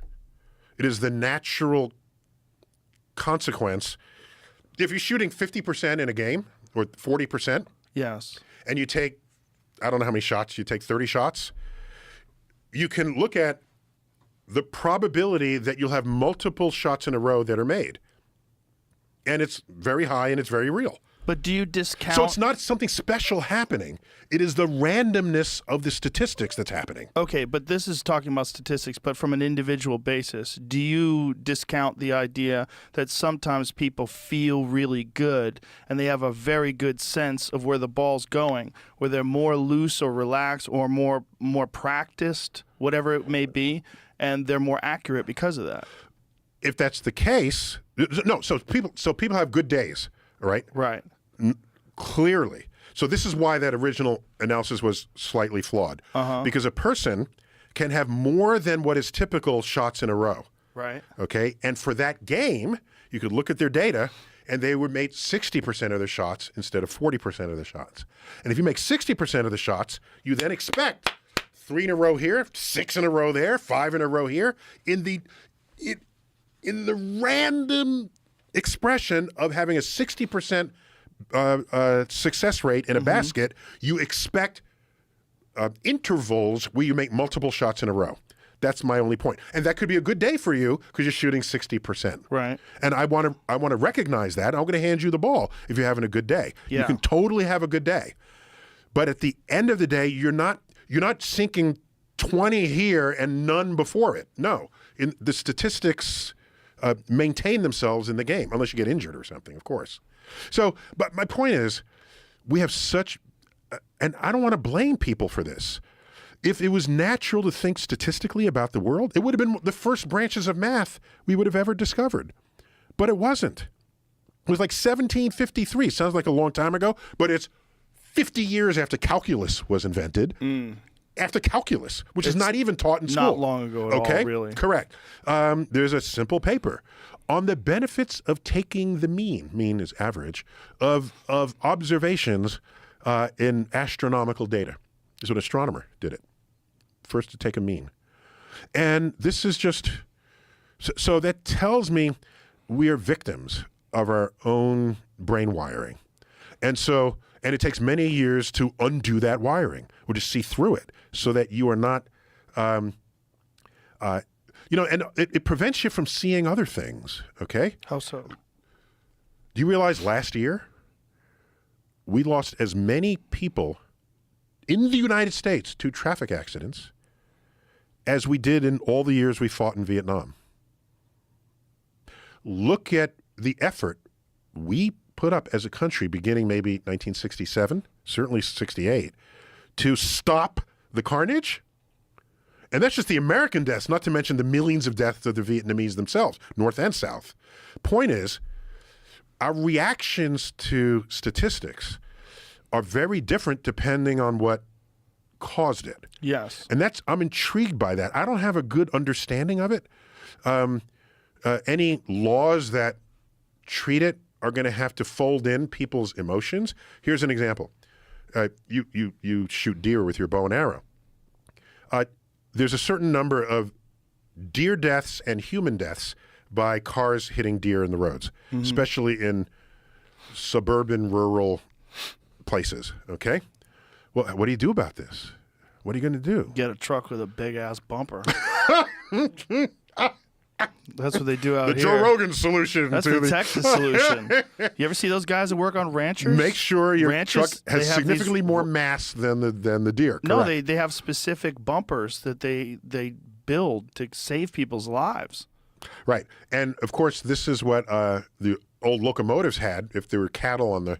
You ever see that pointy front on locomotives? Yes, Yeah, that was to exactly. pry cattle up Yes. so it wouldn't roll over the cow and derail the thing. Right. So what do? Do you accept the 100 deaths a year in your county, whatever, human deaths? No one's counting deer deaths here, right? Or do you find something... Get yourself a big Oh, ass there you bumper. go, big ass Deer bumper. killer bumpers. Look at those suckers. I like That's the what I'm Ford talking F-250 about. right there. That's what I'm saying. Look at that one, the Ford F-250, that red one. That's what I'm talking about. The problem is if Get the yourself one center of of those. mass of the deer is above the level of that bumper, But it's not. well, for elk it would be. For moose it would be. My wife grew up in Alaska. No. Yes. No, Oh. not a 250. F-250? Center of mass of an elk? Okay, moose. so moose. I'm sorry, Moose, moose. yes. I'm sorry, moose. Moose is a different thing. I saw moose. Oh, My boy. wife When grew you up in see them Alaska. for the first time, you're like, how What the is hell is that real? The first time I saw how a did moose, that happen? I was in British Columbia, and I saw it. It was like the scene in Jurassic Park where Jeff Goldblum gets out of the Jeep and is like, Yeah, it's like who invented what? that? Right. Look at the size of that Right. thing. So if you're under the center of mass, then it will just roll up and crush your windshield. Yes, So you have to will watch out for go that. through your windshield. Yeah. It's horrific. So here's my point. There's a group, I forgot where, somewhere in New England, who did a study. And the study was, if you have 100 deaths a year, we can drop that to maybe 30 deaths a year. How? By introducing the natural cat predator to the deer. So it would be like the puma or a bobcat, one of these sort of mid-sized cats that hold the deer as their quarry. Yes. Okay. And they ran some models of how this would go. And you could drop the number of human deaths by a factor of 3. Okay? Because still some deer would wander onto the road. But you'll lose about 10 children a year. Yeah. They'll just snatch your kid out of the Yeah. backyard and eat your child. So look at these numbers. You killed 100 people in their cars, or the deer killed 30 people plus 10 children. Oh, no. The deer killed 30 people. The bobcat kills 10, and the bobcat might Not kill an bobcat. adult. Not bobcat, but whatever is Mountain the lion. next mountain lion. That's Yeah. or whatever was native in the Yeah. region long ago. Okay, Yeah. and so they did a study, and the point is, you could not bring that suggestion forward Right. because the government would be introducing an animal that killed your children. But no one's looking at the 100 people that were, whatever the numbers were, it was a factor of 3 or so. Do you know there's another solution? The correct numbers are in the book. No, I'm just giving this as an example. I understand. Of we're not equipped to fold our emotions with the data to arrive at a solution that would save the most lives. I see what you're saying.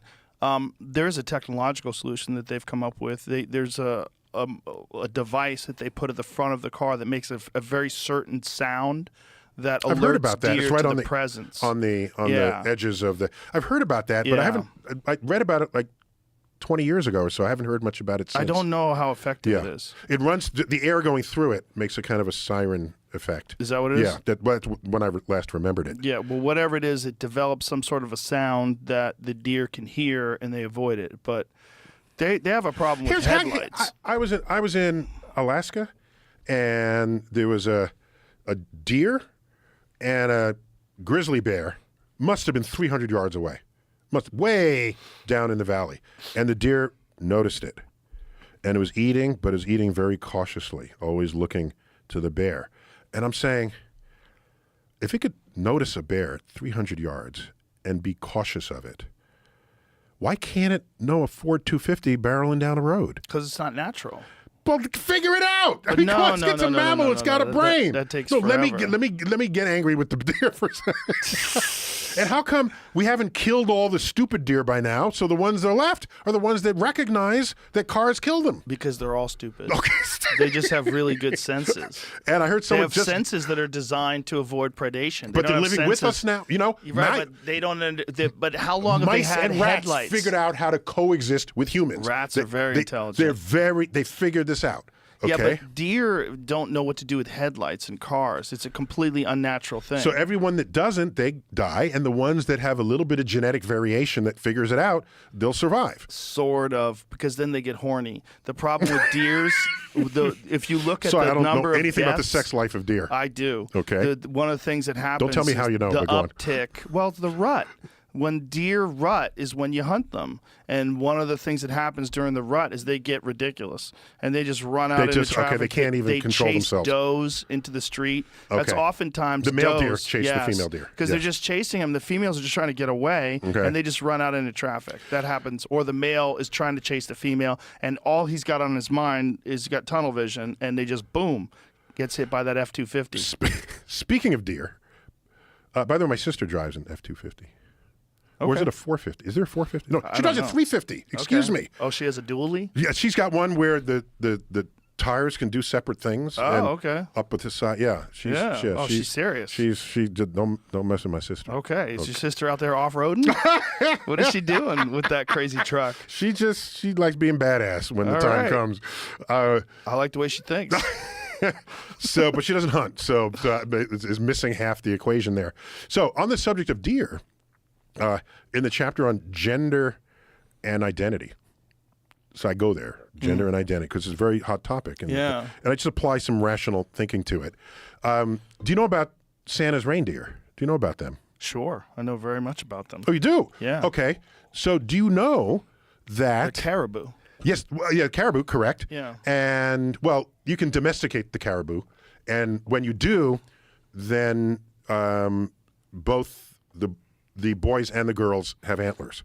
Okay? Well, that's just the fact of all caribou. Oh, all caribou. Excuse Yeah. me. But sorry, the domesticated ones are called reindeer, but they're derived from the caribou. Correct. So now watch what happens. So, as you may know, the male deer lose their antlers in late October, early November.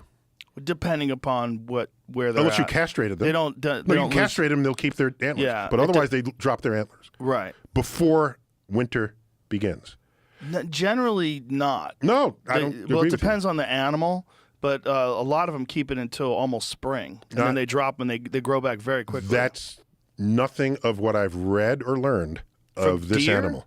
Or just caribou? No, caribou, Just caribou. specifically. Okay. The ones that became Santa's reindeer. We're not talking about the deer on the, in central Texas. No. They drop them in the winter. They dropped them November. Okay? The female don't. The female don't. So all that means is all 8 of Santa's reindeer are female, which means Right. Rudolph has been misgendered. Interesting.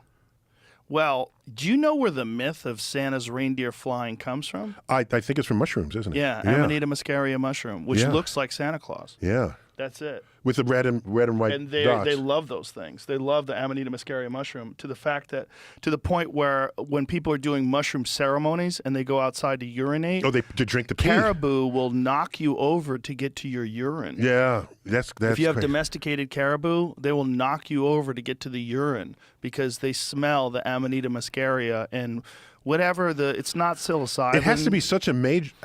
I'm trying to imagine how high I want to get to drink someone else's pee. Well, caribou are not that wise, nor are they educated, nor do they even understand the concept of urine. Whatever the It's just a liquid. psychoactive It's just- compound, yeah. it's their sense of smell is preposterously intense. Mm-hmm. I mean, we can't even imagine what a deer can smell. They can smell you hundreds of yards away. I mean, I've seen deer go like this 100 yards away, and then they bolt because they smell you. They catch your Really? wind. Yeah, they're amazing. Here's a mystery that I've always had to this day, because dogs have very acute sense of smell as well. Yeah. That's how you say that. If you just say dogs smell good, you don't know what that means, right? Do they smell better than we do? Right. It's an ambiguous sentence. That's all. Right. So they have an acute sense of smell. So if they smell so acutely, why do they get within like a half inch of each other's butt? Because they want to smell each other. But you could smell that 100 yards away. Yeah, but they want to smell everything. They want to smell the even hormones. more. They want to. Yeah, well, they're Okay, intensely so it's so attracted. good. Yeah. Let me get up on it. Yeah, they want to. Okay. They want to know if you're feeling aggressive. Okay. If you're in heat. They want to know all those things. Yeah, I never had Fascinating that urge to do that animals. with other humans. Do you know a bear could smell somewhere in the neighborhood of 9 times greater than a bloodhound? So we should domesticate bears and track down. Good luck with that. By the way, have you seen a bear? You got to be able to find this. It's on. I saw it on social media. There's a bear walking down a highway, and there's a tipped over traffic cone, and it looks at it, and then it rights it back up and keeps walking by it. Wow. And I say to myself, because I have a chapter in here called Body and Mind. There it is. What? Check this out. Just watch. It's a black bear. He's like, this Clearly. looks wrong. Yeah, it looks wrong. Okay. By the way, you found this video really fast. Thank you for this. I think that's a grizzly bear. Oh, he's got the lump on the neck? Yeah, the way he Yeah. looks. That's pretty crazy. That's grizzly. just keeps That's going. total grizzly bear. And it keeps he just going. keeps Didn't even going. look back. Right. So I don't What want do you think's going on with that? I don't want to say that's evidence of intelligence so much as it's evidence of more going on inside the animal's head than any of us would have previously ever credited Yeah. with. In another example, and I get this example in Body and Mind again, there's a magpie bird Oh, yeah. who there's a bottle of water in some playground area, park area, and it goes up to the bottle of water and it dips its beak in to drink from it. Okay, here it is. See it? Yeah. Okay, it goes in and drinks from it. To watch. It's going to drink. But the problem is there's a limit to how far its beak can reach inside of it. So it gets a stone that fits inside the bottle, which raises the water level so that its beak can continue to drink from it. Yeah. This is some Archimedean crazy stuff going It on. really is. The magpie, by those in the know, is ranked among the smartest of birds. And this is doing something I think humans wouldn't even think to do. Probably many humans. Right. Yeah. Right. And so do you remember, how did they teach you where humans were in the tree of life when you were in school? Like we were the smartest or the biggest brained? Well, how did they describe it to you? Yeah, we're the top of the food chain. Okay. And what did they say about our brains? Just tell me in your... Well, it's the size of our brains that makes us so superior. Okay, then but you look at a magpie. Yeah, but dolphins' brains are bigger. So Yeah, 40% larger. okay, cerebral so cortex. then therefore what is whale brains are bigger. So Yeah. So then how do they if there are other animals with bigger brains and we want to stay at the top, what do they say about those other animals? I don't know. What do they say? No, I'm saying okay, so you know what they did? They say they're inferior? So no, What do so what they say? did was they say, "Oh, no, we don't have the biggest brain." Oh, but brain to body weight ratio. Then we're the highest. Okay? Is that accurate with dolphins? Yes. So because they're bigger, much bigger creatures than we are. Mm-hmm. And when you divide the weight of the brain by the weight of the body, we win. Right. We beat out whales, we beat out dolphins, we beat out elephants. Then there are those who are fans of those say, well, you want to do it lean weight because the dolphins and the whales have a lot of blubber, and that's not, the brain is not having to control the blubber. So cut away the blubber, that boosts them, but they're still not as high as us. So we walk away saying, we're at the top. However, what they did not say, which I had to, 40 years later, I learned this, that we do not have the highest brain to body weight ratio among animals, only among mammals. The magpie has a higher brain to body weight ratio than humans do, as do all other mid-sized birds, like crows, owls, eagles, these folks, okay? All have a higher brain to body weight ratio than humans do. So that rule that put us at the top was specifically for mammals. And I'm angry that I didn't think to hear how specific that was when I was taught that in 8th grade. Well, Okay. isn't our understanding of like crows using tools very recent, like within the last 100 years? All I can tell you is any animal that we have ever got to study in more detail than we previously did has shown to be more intelligent than we ever gave it credit for being. Yeah. And you know who has the biggest brain to body weight ratio of any creature on Earth? Who? Some species of ants. Really? 15% of their body weight is their brain.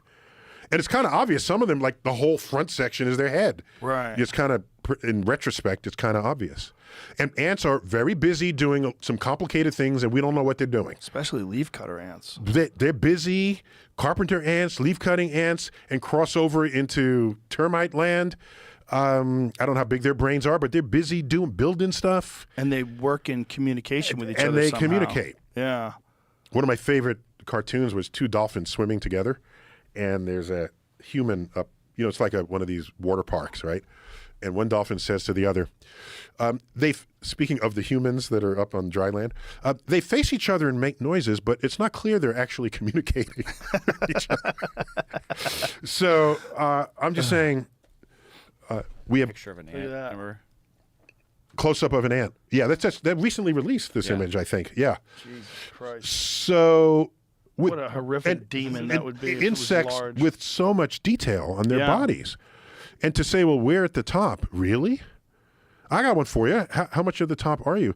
Do you realize one slice of your lower intestine, your colon, one centimeter slice lives and works more microbes than the total number of humans who ever lived. So ask yourself, what are you to those microbes? Are you Joe Rogan? No, you are an anaerobic vessel of fecal matter in which they thrive. And without them, you don't exist. Well, you don't digest your food, first of all. Second, you want to keep them happy, because if they're not happy, then they're in charge. They send you to the nearest toilet as fast as can be. So part of a cosmic perspective on this world is looking at things in a way that decentralizes who and what you are relative to everything else. And you get a much more honest account of how things work, how they're put together. That's very hard for people to really grasp. It's an You're- ego. You're actually an ecosystem. Yes. And what is the number? There's some percent of your total body weight is the weight of other living things, especially what's alive and thriving in your gut. You're just carrying them along. Well, that's the case with all organisms, though. We like to think of organisms as being individuals, but they're actually hosts. I don't think not all, amoebas have... not when you get down to single cells. When it's not single cells. But others, yeah. Yeah. A lot of symbiotic relationships going on. Oh, yeah. And so you can have a cosmic perspective that's not just the cosmos. Yes. The cosmic perspective, just here, life on Earth. And, they talked about the overview effect where the astronauts, you probably had a few astronauts here as your guests. Looking down. Yeah, you look down. I prefer the view from the moon. I'll take it from orbit. Are you going to do any of those? Like, would you, if they let you up on the Jeff Bezos spaceship? They send people up there all the time now, right? So It's fairly regular. I'm an astrophysicist. You're not interested? No, let me hear me out. Hear me out. So take Earth and shrink it down to like a schoolroom globe. So now we can think of distances relative to that, and ask how high up did Bezos and Branson go? Okay. So here's a schoolroom globe. How far away would you say? Quarter inch. You say quarter inch? Okay, they went the thickness of 2 dimes. Oh. And our boy who jumped out of a balloon some years ago, Yeah. what's his name? Felix Baumgartner? Mm-hmm. Thickness of 1 dime. So this idea that they're going, I see the curvature of the Earth. And no, you don't. You don't. I'm sorry. Did Jeff Bezos doesn't see the curvature of the Earth? You when he goes up will there? see the edge of the Earth, but ask how far away is your horizon when you're only that high up. You can just look at that, go to the schoolroom globe, go 2 dime thicknesses up, and then draw a line to to ask how much of Earth do you see? You'll see a circle, but that's a circle cookie cut out of the larger sphere. So it's a perspective issue. It's a perspective issue. And by the way, the images when they showed Felix Baumgartner, where he's prepared to jump, you see this curved Earth. That's a fisheye lens, dude. Okay? Fisheye lenses take horizontal lines and bend them convex when you're above the midplane of the photo. In order to gather in more of the image. Correct. That's the only way you can distort it to fit it onto a flat plane, because it's looking at a full sort of 360, 180, all right, and it's trying to get it in. But what happens if you take that horizontal line, the horizon, and put it below the midplane of the camera? It then bends the other way. Bends the other way. In fact, I have a tweet that did this. Look for Felix and throw some keywords in there with my Twitter handle, and I have the example of the photos. So, no, he didn't see the curvature of the Earth, but you think he did, and he's high up, and what do we need NASA for, right? He's one dime thickness. Elon Musk authentically goes into orbit, because they didn't go into orbit. They went up and fell back to Earth. He authentically goes into orbit. So he is a centimeter. Well, not even. Let me see. Yeah, a little less than a centimeter above Earth's surface. The folks who really saw Earth were the folks that went to the moon. We went to the moon 9 times, 3 astronauts a pop. 27 astronauts have seen Earth from the moon. And that'll change you. Do you know Apollo 14 astronaut, Edgar Mitchell? I have a quote from him that opens this book. And that's all you have to read, because the whole book issues forth from that quote. All right, here it is. Edgar Mitchell, Apollo 14. You develop an instant global consciousness, a people orientation, an intense dissatisfaction with the state of the world, and a compulsion to do something about it. From out there on the moon, international politics looks so petty. You want to grab a politician by the scruff of the neck and drag him 250,000 miles out and say, "Look at that, you son of a bitch." Edgar Mitchell also believes some wacky stuff. Did you know that? Yeah, I've spoken with him about it. And he was one of the, was he co-founder of the Noetic Institute? He was a big fan of the possibility that there was a deeper level of consciousness. And I don't think it involved drugs, but just that there was a deeper level of consciousness that the brain might be capable of if subjected to the proper influences. And he told me how he came across this. Okay, I'll tell you. They're on their way back from the moon, and they're in the capsule. And the capsule rotates. It helps to stabilize it, among other reasons for that happening. And he happened to be positioned in the capsule for 3 days, where the windows to the capsule were aligned with the plane of the solar system.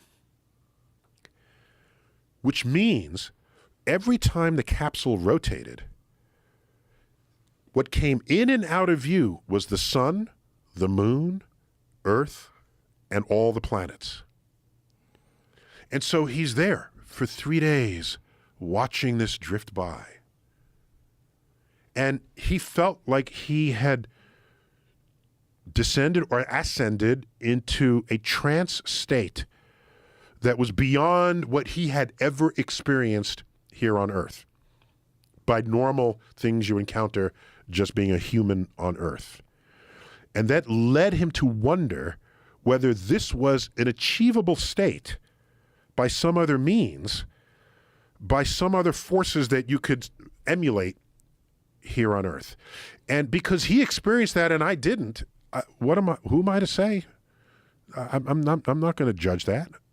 He believed in psychokinetics. He believed people can do things with their mind.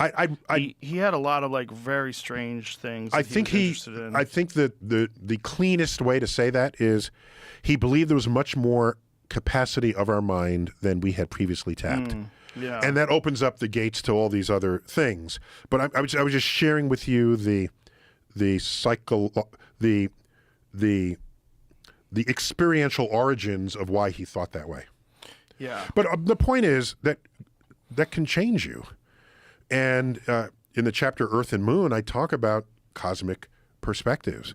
As you ascend, that the Earth does not look like the schoolroom globe. Right. Color-coded countries? Only as an adult did I look back on that and I say, you trained me from elementary school to know who my enemies are and who my friends are by color-coding contiguous land masses on a globe to teach me about the planet Earth. But they weren't trying to do that. They were trying to explain It's a consequence of it. geography. I knew who It is the a consequence evil, of it. godless Right. Russia, Soviet Union was. Right. Okay? Their country was painted red. All right? Not ours. I knew this even if it was not on purpose. It had a subliminal effect. And when you go into space, the country borders go away, except Yeah. for two places. There are two places. You can still see two borders from space. One of them in the daytime, you can see the border of Israel with surrounding deserts, because Israel irrigates. And so it's green, and the surrounding areas are brown. You can see that from space. Another border, which you can see from space at night, is, of course, North and South Korea, right there. Yeah. That's crazy. And that's punched up. I mean, if you're in the dead of night, you don't know the difference between the ocean and the land as your sight line crosses North and South Korea. And so if you look at the GDP per capita differences between Israel and surrounding nations and South Korea and North Korea, it's factors of 8, 9, 10, 12. So space can reveal economic inequities in at least those two places, which is itself kind of a stunning fact. So I want to tell Elon, you're now neighbors with him, right? Get him back here and say, Elon, build a bus, a space bus. We have an air bus. Why not a space bus? A space bus where you put all the warring leaders and have them send them to the moon, have them look back on Earth. Say, we're fighting over that border. We are? Once What? they came back down, I think they'd just go right back to work. You think so? I just went to the Keck Observatory on Wednesday. Nice. It was Hawaii. amazing. Yeah. Big island. Very nice. Did you went- go to the base camp or all the way to the top? To base camp. Yeah. I went specifically there because I had an experience there about, I was 17 years ago.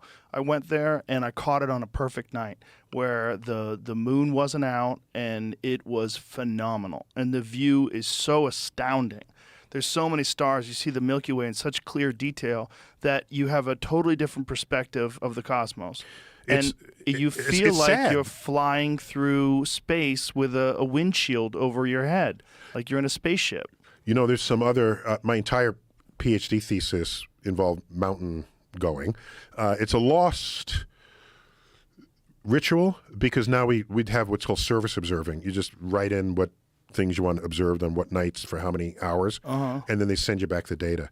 There used to be a pilgrimage to the top of a mountain, and you live nocturnally, and you go to and be up all night with the telescope and the universe. Yeah. There's a certain almost spiritual connectivity that brings upon you when it's just you alone. And there are moments, the mountains are high up enough so that if clouds roll in, you're above the clouds. We were above the clouds. You're above the clouds. Yeah. This is what makes it especially Yeah. spooky, magical, mystical, Mount Olympus-like. Because Yeah. you're on the top. There's no other land. It's just clouds. So it's you, the tops of clouds, and the universe. Yeah.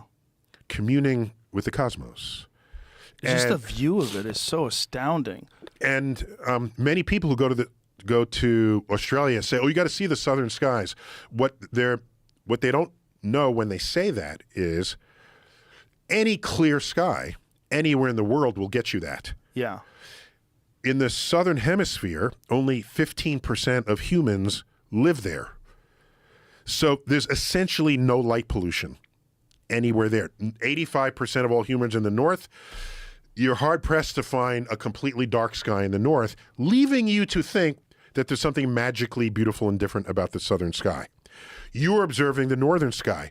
Hawaii's like 15 degrees north, but so it's a lot of the southern sky as well. Point is, you have the best observing site in the world, which is why they wanted to put a 30-meter telescope there, and there's some conflict with the indigenous groups regarding that, and whether the mountain is sacred and in what ways it's sacred and the like.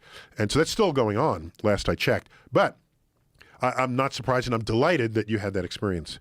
And now you know how I feel when I look up. I was baptized emotionally, psychologically baptized with the night sky in New York City's Hayden Planetarium. Because as a city kid, I grew up in the Bronx. We don't have a relationship with the night sky. Right.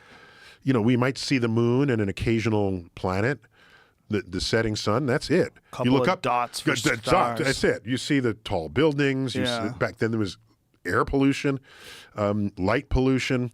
So my first night sky was the Hayden Planetarium. And to this day, I was 9 years old. To this day, when I go to mountaintops, just as you experience, and I look up, I said to myself, this is so beautiful. It reminds me of the Hayden Planetarium. That's funny. I know that's messed up, but that's not. how I feel. And your sky, you got a sky here with meteors, and I'm loving it, man. Shooting stars. I'm loving it. Yeah. The view that I saw on Wednesday was not as good as the view that I saw, whatever it was, 16, 17 Wait, years who laid ago. out these stars? Oh, it's just there's You didn't LED panels. Call me. You didn't No, they're call not me on this accurate. one. They're just little dots. Dude. All right. At least you have stars. In my old pool this in is- California, I had the star system of where, I was born in August. So it's the constellation When you were Leo. born? Yeah, when I was born. Okay. Embedded into the ground of the pool. All right. There Yeah. you go. There you go. Allegedly. If they're asking me to verify it, I'm like, wow, it looks like stars. But that view of the Keck Observatory, just even from the base station, it's so stunning that it does reset your understanding of where we are, and it makes you angry that we have so much light pollution that people are denied that, because I think it changes the way people view our relationship with the cosmos. In fact, it goes even deeper than that. But let me quickly comment that there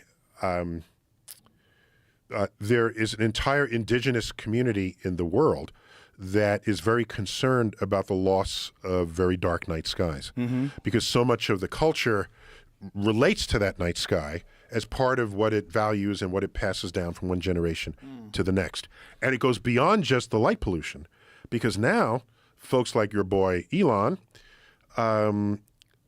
is launching, and I don't like the fact that they use the word constellation to refer to satellites, because that's my word. That's my people's word. Constellations, they're actual stars, Right. not moving talk to 'em. hardware. No, What's we number? got people talking to people. I could connect you. Yeah, no, we're Just, hey, we're bro, friends. No, we're friends. You're using the We're good. wrong words. I feel completely at home speaking to. He's on the spectrum a bit. I'd say 1 out of 6 of my colleagues is probably on the autism spectrum. In retrospect, now that I look at, once you learn what the spectrum is, it used to be Asperger's, and then they folded that in.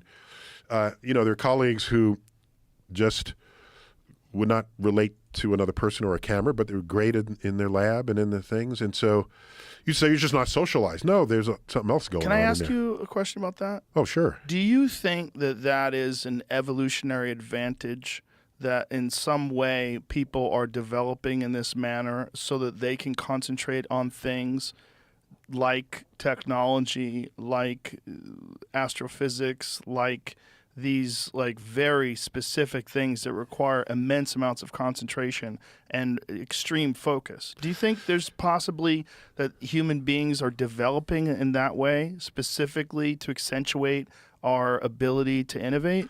So it would be very hard to draw that conclusion as some kind of modern force of evolution, because for that to be the case, what would have to happen is those who had this sort of autistic level of focus, so high-functioning autism, they would have to be making more babies than other people. Well, Elon is. That's He's out there doing his part. Kids, yeah. So they'd have to be making more babies Yeah. relative to everyone else to Yes. affect the evolutionary path of modern civilization. Yes. And it's not clear that that's what's actually happening. So we have to ask, did that have any value historically? I mean, in the history of the evolution of our species. So in the chapter Body and Mind, I go over the variations that exist within our species. Mm-hmm. Huge variations in height, in weight, in speed, in all kinds of things. And you can ask, well, then what is normal? The day that we control the genome, is there going to be some place somewhere where there's a normal human and you're going to take your genome that you're about to control in your unborn child and say, let me adjust it so that it matches this, so that all your senses are working as they're supposed to and all the proportions? Is that the future? We should ask that. Yeah. Because if that's what you're going to do, you're going to homogenize the species. Yes. Okay? Do you realize I have a run here of content. I have a run of descriptions of what people have accomplished. Okay? All right, so for example, there's a guy growing up, he wanted to play basketball, okay? And he wanted to be a professional basketball player. All right, so he worked really hard at it. And he just wasn't tall enough. So he says, you should give it up, take on, but he's stayed with it. They said, no, basketball is for tall people. You're not tall. Okay? He now plays for the Harlem Globetrotters. His name is Hotshot. What's his last name? Well, Muggsy Bogues is a great example. Well, no, of but that, right? this guy is 4'5". Whoa. Yes, he's genetic. He's a genetic dwarf. People told him he can't play basketball, and now he's one of the most popular basketball players. There he goes. Wow. Okay? Swanson, Hotshot Swanson. Okay? Well, there kind of seems like there'd be an advantage of being that small, so you can move around that quick. I'm making a different point. Okay. Yes, that's part of the point. Right. The point is, when you look at someone and they're not, quote, normal, and then you start listing what you think they should not do in life. Constraining the options that maybe they have ambitions that are greater than anything you imagined. Right. And so there's a letter beautifully written of someone took a voyage on a steamship in 1915, and I reproduced the letter in here. Beautifully written, and this passenger was given a tour of their steamship, okay, by the captain. And this letter, I can't find it in here, but it's beautifully. I mean, is there time for me to read something? Sure. Can I do? You have plenty of time. I got to read it. Hold We on have here. all the time in the world. Give me a second here, and you talk among yourselves. What? Let me see. H-A-J-G. I got it. Okay. There it goes. Okay. Here's a letter. Okay. Again, this is in the Body and Mind chapter where we explore. Here it is. So I had the wrong year. How about a letter written on April 10th, 1930 to Captain von Beck of the U.S. Lines SS President Roosevelt. That's Teddy Roosevelt, of course. The captain had given a tour of the bridge to a passenger who later that day waxed poetic about the experience. Again, I stood with the captain on the bridge, and he was quiet and composed in the presence of a million universes. A man with the power of a god. In imagination, I saw the captain standing on the bridge, gazing into the wide canopied heavens and seeing the darkness sprinkled with stars, systems, and galaxies. That passenger was Helen Keller, a 1904 graduate of Radcliffe College. Okay? So my point is, and I have there's a whole run of pages of things, and there's a whole description of hotshot here, okay? From the Harlem Globetrotters. My point is, the moment you homogenize, and quote, normalize who and what humans should be, you have cut off so much of what has enriched civilization simply because people were different. Yes. Simply because. Yeah. And so if everybody's the same, what kind of world? I don't want to live in that world. Give me a different world. Do you worry that I got another one here. One more, okay? You probably know this, but those who don't know the name, hold off on it, okay? Okay. Here it is. Jim Abbott. You know who Jim Abbott is? Sure. Okay. Some people won't, but here it goes. Jim Abbott wanted his whole life to be a professional baseball player, a dream shared by many American boys. Jim wanted to be a pitcher in the major leagues. He succeeded and played for many teams, chalking up a mixed record of wins and losses. But on September 4th, 1993, while playing for the storied I don't remember. New York Yankees, dude, I thought it was the Mets. no. I'm not a big He pitched a baseball fan. no-hitter. That's when no batter gets a hit in the entire game. There have been about 320 no-hitters in Major League history out of 220,000 games played. Due to a congenital birth defect, Jim Abbott was born without a right hand. Is Jim Abbott disabled? Is he? He pitched a fucking no-hitter for the New York Yankees. What I'm saying is, obviously not everyone who has a disability will achieve this way. Yes. I don't want to, don't get me wrong here, but what I want to say is, look at what people would have told, and I have 6 other examples here, one right after another, what people would have told them coming up. And Temple Grandin among them. But probably the most famous autistic person there ever was. She's professor of farming at the University of Colorado, somewhere in the West, where because she sees the world the way animals do, she could advise farmers in ways they can handle and herd cows that does not create stress in them.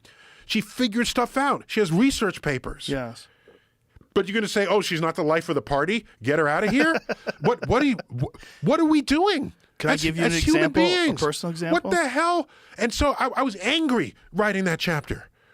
I was angry. One more. I got to go. Okay. Let me keep. Okay. Let me give you a personal Go. example. My jiu-jitsu instructor, Yes. Jean-Jacques Machado, Yes. was born on his left hand. He only has a thumb. He is a genetic defect where he has no fingers on his left hand. Call it a genetic feature. A genetic feature. Well, See, in you're him, value judging. It is a Okay. feature because he's a multiple-time world champion. There it and is. because of the fact that he was born with this one hand that didn't have fingers, he developed a style of jiu-jitsu that enabled him. You see his hand there? Uh-huh. He's one of the absolute best that's ever done it. And he developed a style of jiu-jitsu where he utilizes that left hand to get under chins because it's not encumbered by The other fingers mass aren't in the of way. fingers. Uh-huh. And he slides it in there and sinks rear naked chokes on people. And he also developed a style that didn't rely on grips. He developed a style that's overhooks and underhooks, which became modern no-gi jiu-jitsu, which is incorporated in mixed martial arts because in mixed martial arts they don't wear the kimono. And people who have fingers probably would have never even thought to think that way. And people who saw Jean-Jacques Machado as a child said, "Oh, this poor child, he Right. will never reach his full potential," and turned out to be one of the greatest ever. Got one here. So Oliver Sacks was a noted neurologist, pioneering entire subfields within his profession. He was also a best-selling author, describing the human brain as the most incredible thing in the universe. He led a remarkably varied life while suffering from a neurological affliction called prosopagnosia, more commonly known as face blindness.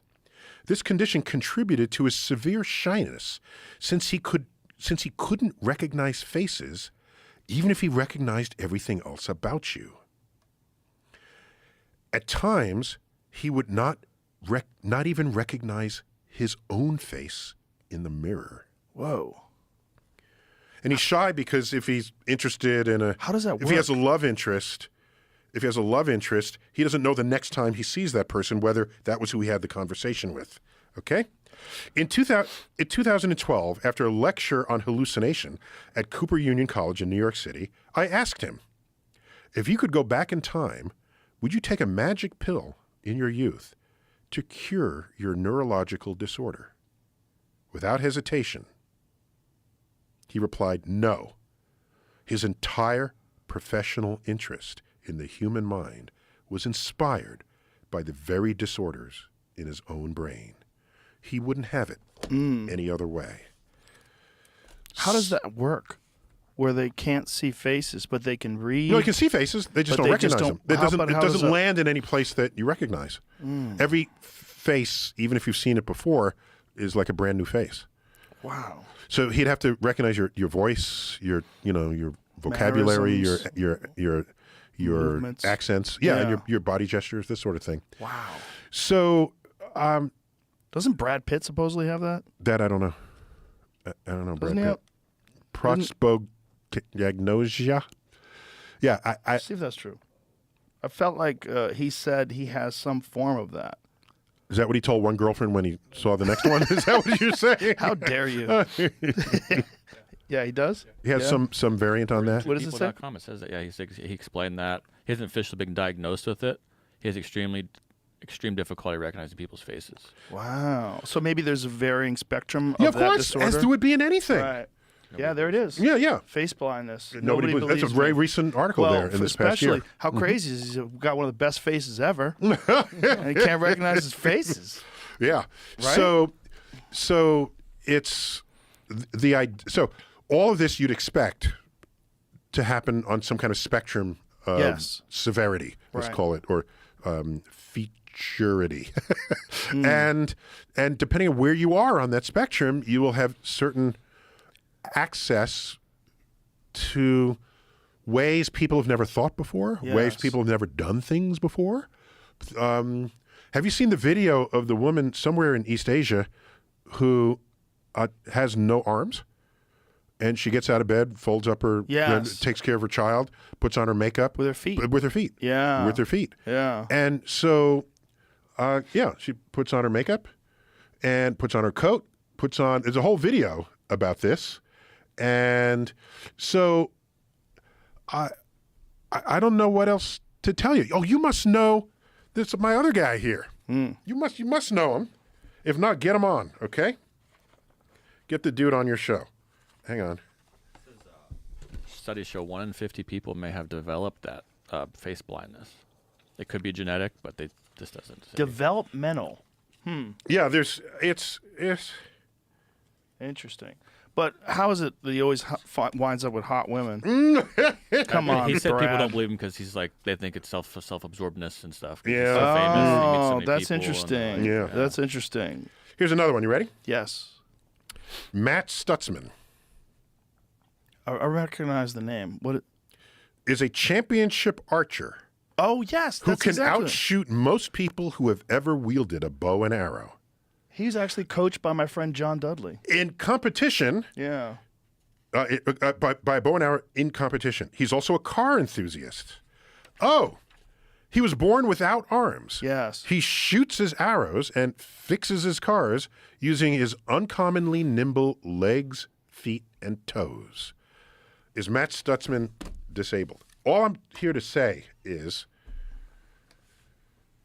because you started this conversation Yeah. asking me, on the spectrum of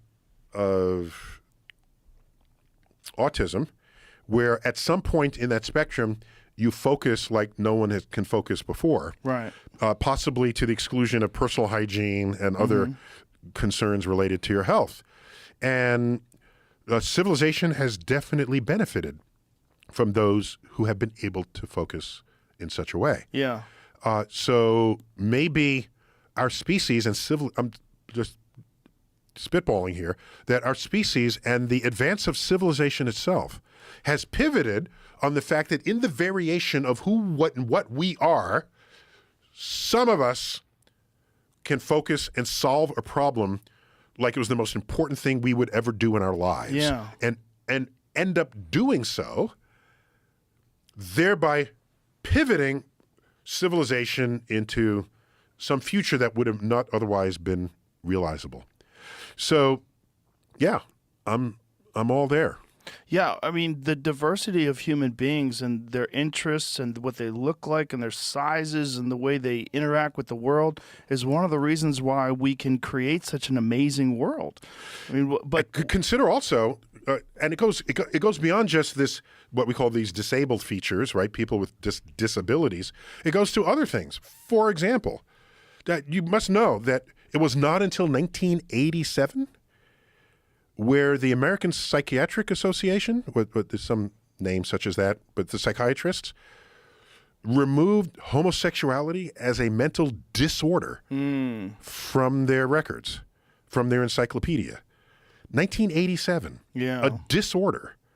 And so what does that even mean if whatever the number is, 10, 20% of people or higher are on a gender spectrum as measured in the multiple dimensions that have been revealed in recent years? If you had control over the genome of your children 50 years ago, and if homosexuality has a genetic component, would you say, I don't want that? That's abnormal, because you're going to go through that list of what is normal. And you can say, I don't want any abnormalities in my children. Not at all. So there's an entire ethical frontier that is yet to be touched, yet to be resolved, I should say. Certainly there are people thinking about it. yes. Where what kind of child are you going to create? Well, this is the question. When you have, and this is what I wanted to get to, when you have things like CRISPR and you have what could be Home legitimate genetic engineering of fetuses and of embryos. Legitimate, you mean authentic? Yeah, well, legitimate implies it's. I mean, like they can sanctioned, do it. yes. I mean, not sanctioned, but the fact that that is an emerging technology, and that, like all technologies, it will increase in its ability with innovation, with new versions. Where do you think this goes? Do you think it's inevitable that human beings engineer ourselves into these super creatures that are homogenous? Do you think? I think we, has almost always been the case, the science is advancing faster than our morality. Yes. Or our sensibilities. Or appreciations of humanity. You know, and often the scientific advance has very important plus sides to it. Here's what I want to see happen. If we can control the genome, let's just start with what already exists in nature, all right? We put ourselves at the top of the tree of life, but if newts could draw the tree of life, they put themselves at the top. Why? They can regenerate their limbs. And we can't. They would value that very highly. So would we. Let's get whatever that is in the newt, splice it into us, line up all the veterans who have, missing limbs, put them first. Regenerate those. If lobsters can do it, and crabs can do it, and newts can do it. But they are doing research on that, correct? I haven't checked it. I believe I read. I would hope so. Yeah. Well, we're doing research on growing organs and things. There's a huge need for that. Yes. You don't have to wait for someone to die. Right. Right. Particularly the day we have self-driving cars on the road dominating the population of cars. I see that happening within decades, by the way, and have good reason for thinking that. But the day that happens, we lose. So no longer do 35,000 people a year die. Right. In peak physical health, which has been a source of so many organ donors. Right? Yes. You sign your card when you get your driver's license so that when you die in a car accident, we can harvest your organs. You're young and all your organs work. We don't harvest organs of 80-year-olds because they're 80 or 90, right? Right. So the day we lose the 35,000 deaths per year, I hope that happens at a time when we can start growing artificial organs. Have you done any playing around with auto driving features on things like Teslas? I know it's there, but I'm not ready. I'm not mentally ready. It's pretty to amazing. experiment. Jamie and I have the latest beta of Tesla self-driving. Have you messed with it at all, Jamie? Yeah. It's What's your take? I had someone drive me around with it in the beta. it's not comfortable yet. Is the best I would say. Like I'm not. You keep your hands on the wheel? Yeah. Me too. Yeah. And I haven't had to take over, but there's like one time I was like, I'm not doing this right now. I'll test it another time. Here's what I did do in a Tesla. Traffic. You put it on the Self-driving? It's not self-driving. Auto? No, just the simple. What's it called? All the old cars control? had it. Yeah, cruise control. But it's managed cruise control. Yes. Right. So I put it at 50 miles an hour. The traffic slows to 30. It slows to 30. Yes. With a prescribed car distance in front of me. Car comes to the traffic goes to a standstill. The car stops. All right. The traffic picks up. The old cars wouldn't do that. Right. Right. So it's doing this. So I experiment with that, and I noticed that when it starts from a stop, or when it slows down, it's way harder on its brakes than I am. Yes. I'm way smoother driver than my cruise control. Yeah. So, and I've seen cars come in from the side and it abruptly stops when I saw it before it did. And so I don't know, but we're at the beginning. Judgment. It's dawn. It's the dawn of this. But you're recognizing patterns and judgment and whether or not someone's paying attention, whether or not it's all that has to happen is that it goes into an AI learning mode, and it gets the sum of all of these experiences of all drivers in these situations. Yeah, AI is going to kill some people in self-driving mode, but I guarantee you it's going to kill a lot less. it will kill fewer people Yeah. than without it. Have you seen Lex Friedman playing guitar while he's driving around a self-driving car? Yeah, Lex drove around in a Tesla while playing guitar. It's pretty fascinating. So there's a headline here, and that I'm going to read. It's a very simple headline, but where is it here? T-E. Oh my gosh, where is it? There it is. There's Lex. Oh,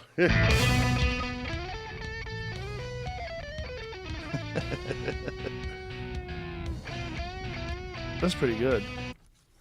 Lex can shred. Give me some of that. You got to listen to this. Listen to this.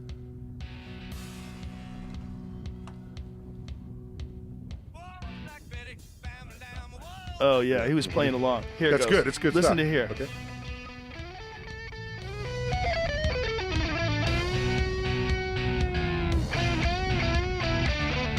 Have you done Lex's podcast? No. You would love him. Oh, yeah? He's an AI researcher from MIT originally, and now he's mostly doing independent work and doing his own podcast. And brilliant guy. You would love him. Mm-hmm. And he's got an amazing podcast, too. Okay, so here, it's going to be in this section I don't think you're interested in Lex's podcast. Seems like he's not paying attention. What do you mean? Oh, hang on. I got this. Lex, No, thank you for the tip. I'm trying to get him on, buddy. I'm trying to get him in. Lex actually is one of the most brilliant people I know. I think you would love talking to him. An interesting quote here from Walter Bagehot. One of the greatest pains to human nature is the pain of a new idea. Really? That guy's an idiot. That's not the greatest pain. Someone needs to kick him in the nuts. That's a It's lot. human pain nature. of loss, the pain of failure. There's a lot more pains. Actually, no, new ideas the are longer amazing. quote I have here, just in all fairness to the fellow, is, it is, as common people say, so upsetting, it makes you think that, after all, your favorite notions may be wrong, your firmest beliefs ill-founded. Naturally, therefore, common men hate a new idea and are disposed more or less to ill-treat the original man who brings it. Oh, boy. Now we're in the common man thing. Okay. All right. That's 19th century. I like that even less. All right. Here's a headline. Ready? Mm-hmm. And it's why our brain is not statistically prepared. a headline. Okay. Tesla says autopilot makes its car safer. Crash victims say it kills.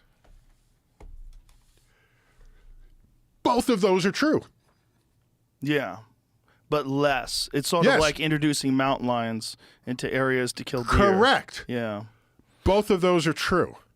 And if you keep at it, yes, autopilot will kill, AI self-driving will kill people, but that number will drop every single year. And you know why? Because every way that someone dies, no other person will die that way again. Yes. Because they'll upload all the software, and that does not happen. Yeah. And this is what the airline industry did. The FAA investigates every single crash. You know why you can't take lithium ions onto a plane? Because there was a UPS plane that had lithium ion batteries in the cargo, and it caught fire. And there's the audio of the pilots talking to each other and to the thing while the plane is on fire just before the thing crashes. Do you remember when they used to make you take the batteries out of Samsung phones when you got on planes? I never used a Samsung phone. Samsung phones had an issue. One of their Galaxy Notes. Oh, yeah, I remember. They would I remember. burst into flames. I remember. They juiced up the battery capacity. I remember it. Yeah. Yeah, and they went a little too far. Went a little crazy. So all I was saying is that They fixed that now. part of the diversity of who and what we are is who you love. Yeah. What you want to look like. You know, this resistance to the gender spectrum concerns me because it's a force of restriction on people's freedom. And somewhere I read that America is like pursuit of happiness. I read that somewhere, in some document, right? And so if someone wants to dress in whatever way they want, and if it doesn't conform with your binarity, you're going to create a law to prevent them from doing it? What is that? Are we any longer in a free country? If you have that power over me to express my happiness.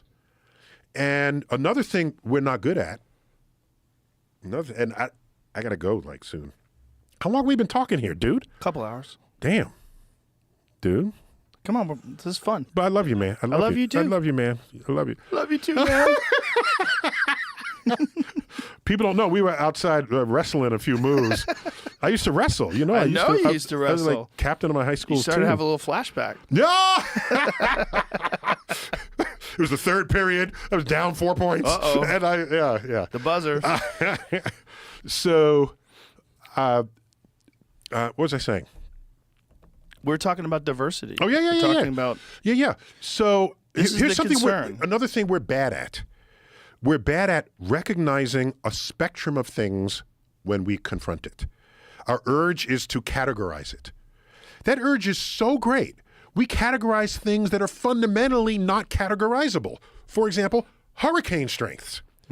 Hurricane strength is a continuum of miles per hour of wind speed. But we cut it into 5 categories. And you know what happens? That affects us. right. So a Hurricane Irma goes from low category 3 to high category 3. It's just category 3, Irma. It goes up 1 mile an hour. It's breaking news. Hurricane Irma strengthened to category 4 just this past hour, and everybody crowds around the TV set. So our brain doesn't allow a continuum. We can't. And so what happens?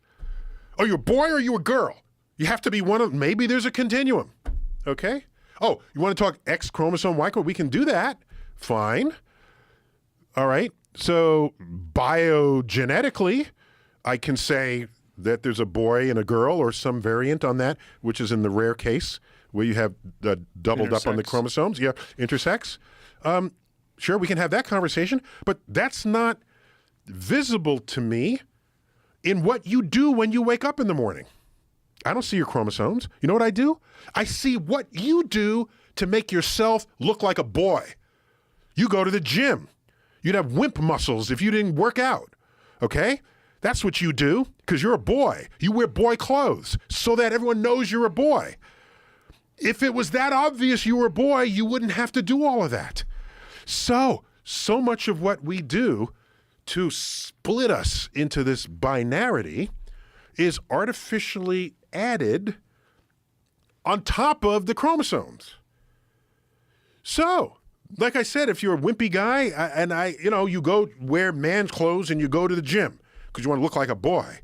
If you're a girl, you're a woman, and you have hair on your lip, can't have a mustache, you're a girl. Got hair between your eyebrows, can't have that, got to remove that, okay? Your breasts are not large enough, get them enlarged. As what happens to, what is the number? 300,000 breast augmentations a year in the United States, okay?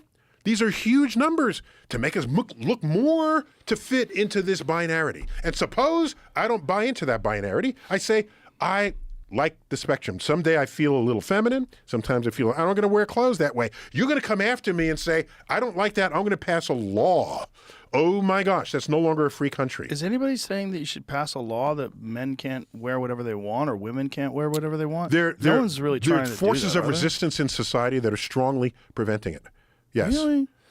Well, I think that's unfortunate. But and by the way, back some to solutions like which bathroom do you use? Yeah. There's solutions there. Yeah. Just make unisex bathrooms. Yeah. And every new restaurant in New York City is that. So that takes an entire category of people's worries and concerns off the table. When we're talking about genetic engineering... By the way, that's in the chapter gender and identity. And I didn't even get to color and race. Oh my gosh. Just before I go, I want to read a quick thing from that section. Please. But go on. Go ahead. No. Finish what's your point. My wonder is, like, where, if you try to look at what human beings are capable of doing now in terms of genetic engineering and what the hopes are, where do you think this leads us if this is allowed? It's not whether or not it's going to be allowed. It's going to happen. Where do you think this leads us to? Do you think this when you look at the archetypal alien, what is it? It's got a large head and no sex organs. And they never have hair. I want a hairy muscle, alien one day. A hairy with a hairdo. Right. Yeah, right. They're always bald, big eyes. 1970 afro. Yeah. What do you think that leads us to? Do you think that leads us to like one uniform shape? Or do you think it leads us to everyone looking like Thor? Like, where does that lead us to? Yeah, but of course, Thor still had to go to the gym. But what if there comes a point in time where that's not the actor necessary? who plays Thor still had to go to the gym. Right. Well, with things like biostatin inhibitors, you aware of those? Yeah, I am. Yeah. So if they incorporate that into the human genome, then you're going to have people that have incredible amounts of muscle mass, and they don't even have to do anything to achieve it. But what you would have done was, as a parent or as someone in control, predetermine what they can or should be in life. Right. Whereas in a free world, in a free society, a person's own ambitions should be what guides them.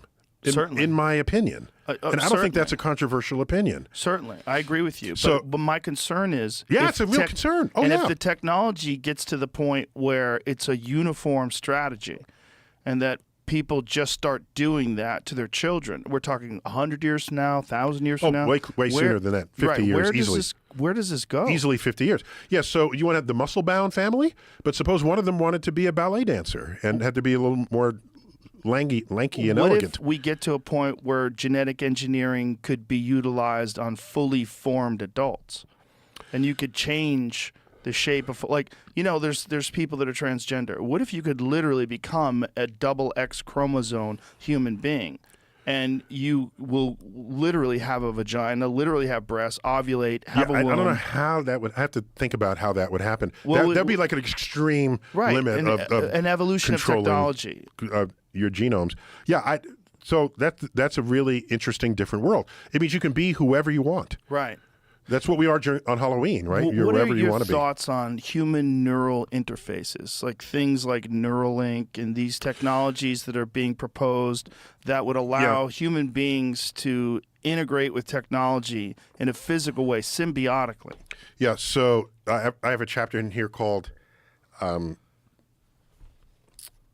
Exploration and Discovery, where we talk about the rapid pace of technology and its impact on civilization, which is extraordinary.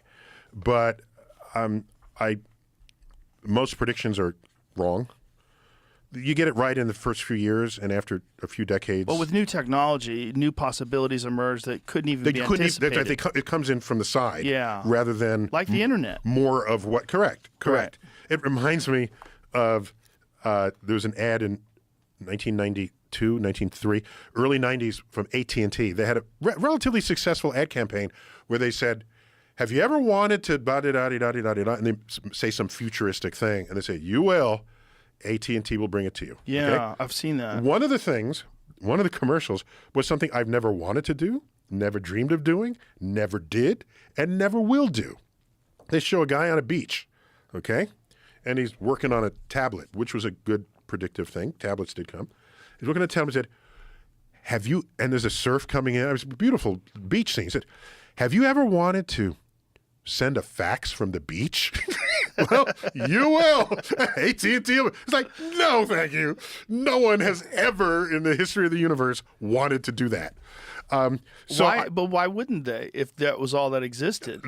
I'm just saying. Well, now it's email. It's the same thing. No, it's email attachment. Correct. Sure. But no, you don't see that coming if you're extolling the virtues of faxes.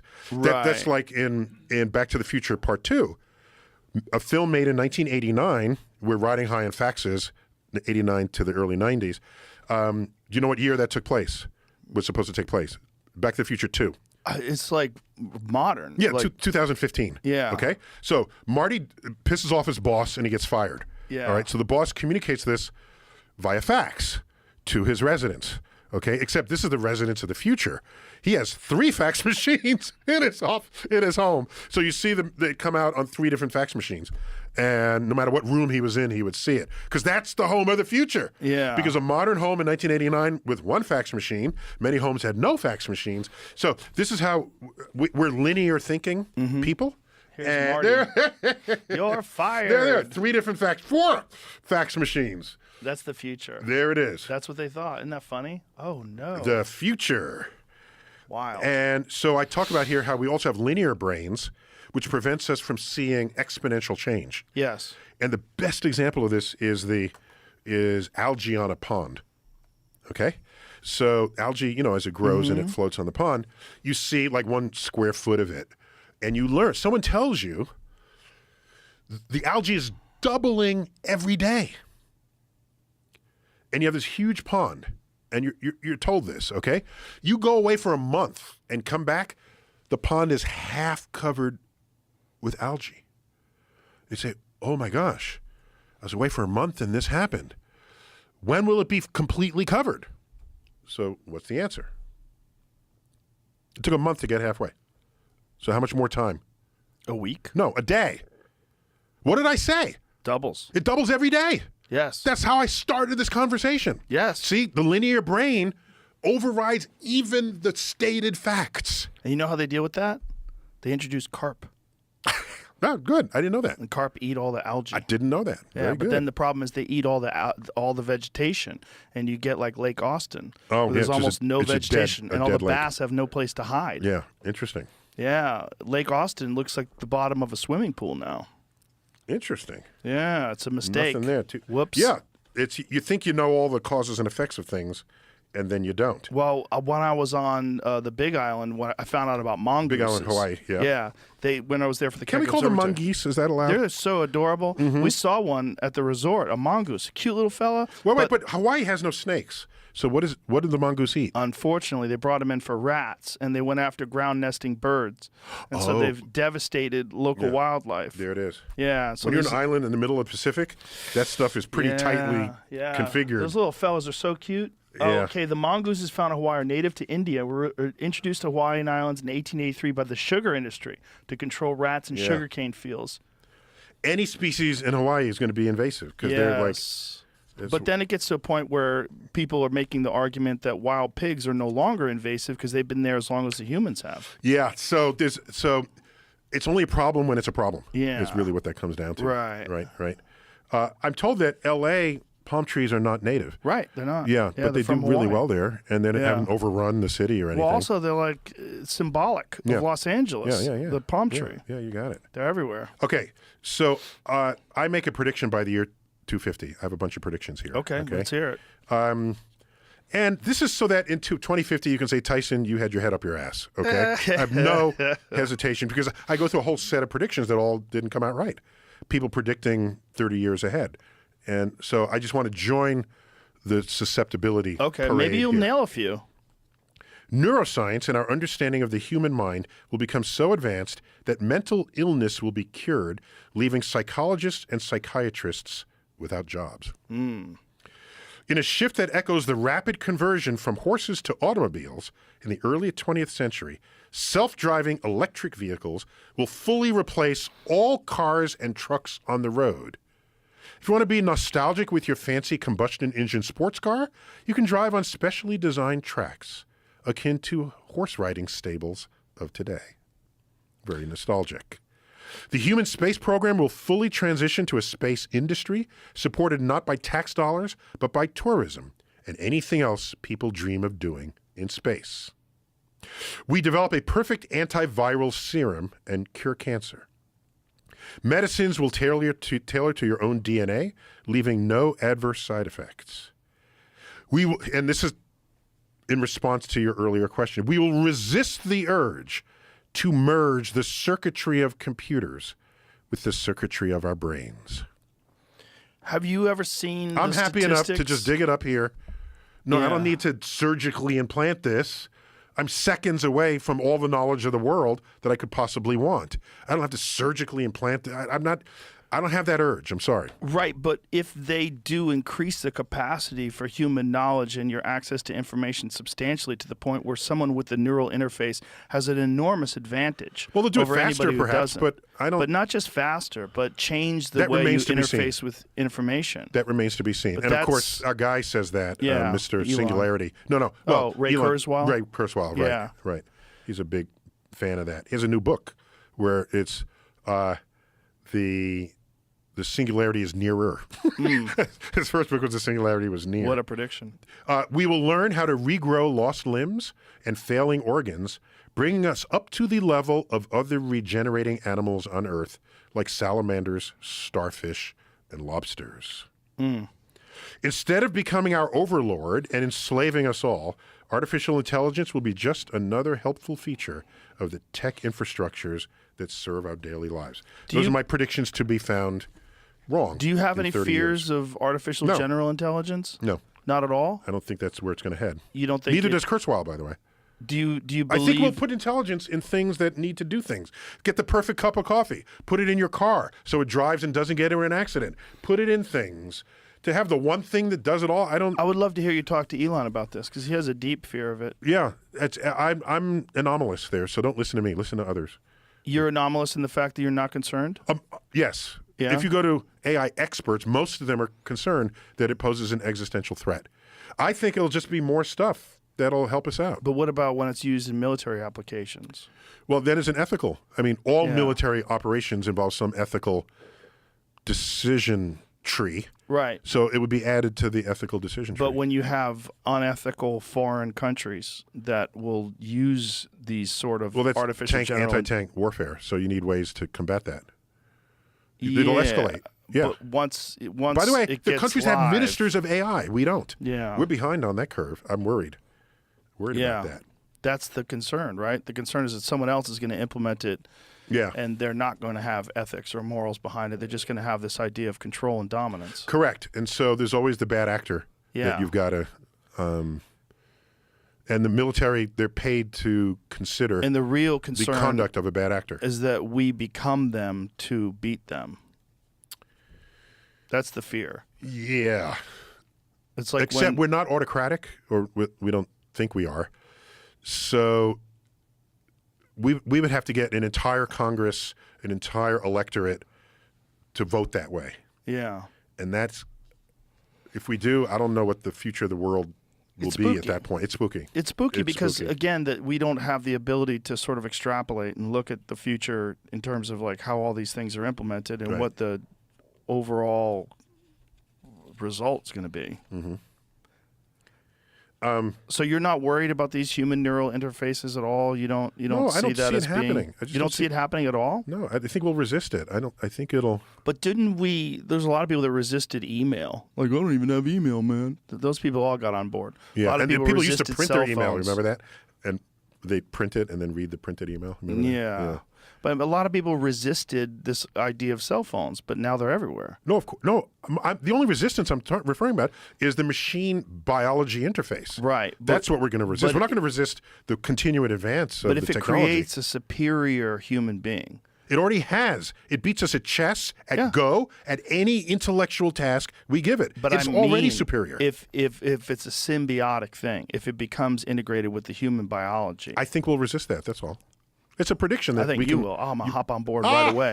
I'm gonna be one of the first people. I'm gonna drill a hole in my head, the Elon. cyborg, Let's go. implant it. I don't want to be left behind. Okay. Well, the real concern is that it's really going to separate the haves from the have-nots. Because if it does give you an advantage economically, an advantage in terms of your intellectual capacity, you're going to have this advantage because it's going to be prohibitively expensive, I would assume, initially. Often things that are prohibitively expensive initially don't forever stay that way. Right, like cell phones. Of course. But eventually it becomes... Or flat panel TVs. Sure. They're like impulse items at Kmart. I was right? just at Walmart. I can't believe how cheap they are now. 50-inch TV. It's nuts. Yes, it's nuts. Yeah. It's crazy. They were Used to be so expensive. I remember, and heavy. Like 20 grand. Yes, yeah. tens of thousands of dollars. And they'd come in like wood crates. Yep. And You, now you have to can, you needed power tools you to can undo do it. yourself and mount them yourself on the wall. Let me leave you with some thoughts here. Okay, please do. There's a section here on race and color, which is another thing with the variation of what we have in the world. Just a point I want to make. When European anthropologists started running through Africa and started describing what they saw, their urge was to say, everyone in Africa is this thing, and they have dark skin, woolly hair, and that is a thing. And they called it a race, and they called it the Negroes, okay? And this is our attempt to classify into few categories something that might actually, in real life, be on a spectrum. We know that the human species began in Africa. And everybody who populates everywhere else in the world came out of Africa to do that. What that tells you is that the genetic diversity within Africa as the origin of our species is greater than it is between any other two people anywhere else in the world. But because the anthropologists were not thinking genetic diversity, they're thinking skin color. They put them all in one bin. But if you have the most genetic diversity, then in practically every way humans vary, you would find the extreme of that in the African continent. Where would you find the tallest people in the world? Watusi tribe of Africa. How about the shortest people in the world? Pygmies. The Pygmies. Not even that far away. Right. Geographically. They have the same skin color, so the Europeans said these are one group of people, one race. Where might you find the slowest people in the world? Well, no one looks for them.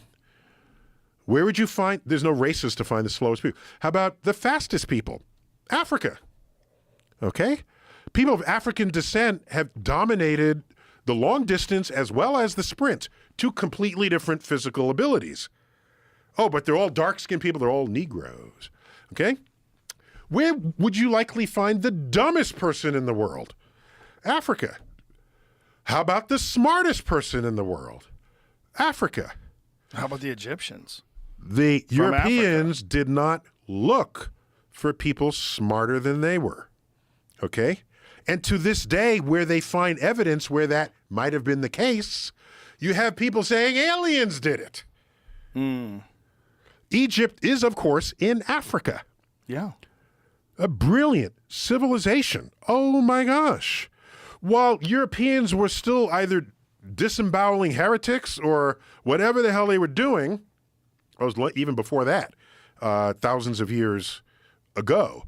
So my point is, if you don't look for it and you don't find it and you're going to create a map of humans of the world, you're going to put yourself at the top. That's what you're going to do. And you're going to write things like this. Who do you want to hear from? Thomas Jefferson or Francis Galton? Jefferson. Jefferson, 1785. Speaking of the Negroes, comparing them by their faculties of memory, reason, and imagination, it appears to me that in memory, they are equal to the whites. In reason, much inferior, as I think one could scarcely be found capable of tracing and comprehending the investigations of Euclid. And in imagination, they are dull, tasteless, and anomalous. What is Euclid? I honestly don't know how many Euclid-fluent white people Jefferson knew in the original American colonies. Euclid invented geometry. Okay, Euclidean geometry is ancient Greece. And his books still exist to this day. So he's saying the black slaves don't know Euclid, can't figure out Euclid. Well, they haven't been educated. Well, regardless, The whole how thing is so many ridiculous. white farmers in 1785 USA Also. knew Euclid? Yeah, No. zero. Okay. Okay. But whatever were his observations and objections to black people, he had no hesitation continually mating with at least one of them, producing 6 children. So you know what I did here? Then there's a guy who wrote a whole book comparing black people and white people, a book that was used into the 1960s. It was called The Origin of Races by Carlton Kuhn. He wrote, if Africa was the cradle of mankind, which he recognizes, it was only an indifferent kindergarten. Europe and Asia were our principal schools. So these are people putting themselves at the top. He's white, so he's got to put white people at the top. Then I thought, suppose anthropologists were black racists instead of white racists. What would they write? What would they come up with? Well, also what he's saying is ridiculous because if it's kindergarten, how did they do the pyramids? It's the most complex structures ever known to man. Hold on.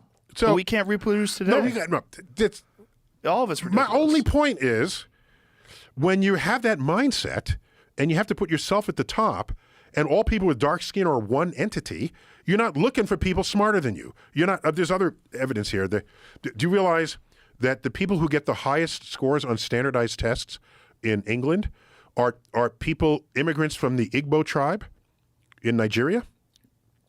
And their kids outscore all the quote native white people in the town. If you're not looking for them, you're not finding them. It just doesn't. It's a thing. It's all here in this chapter, and all I'm doing is bringing science to it. That's all I'm doing here.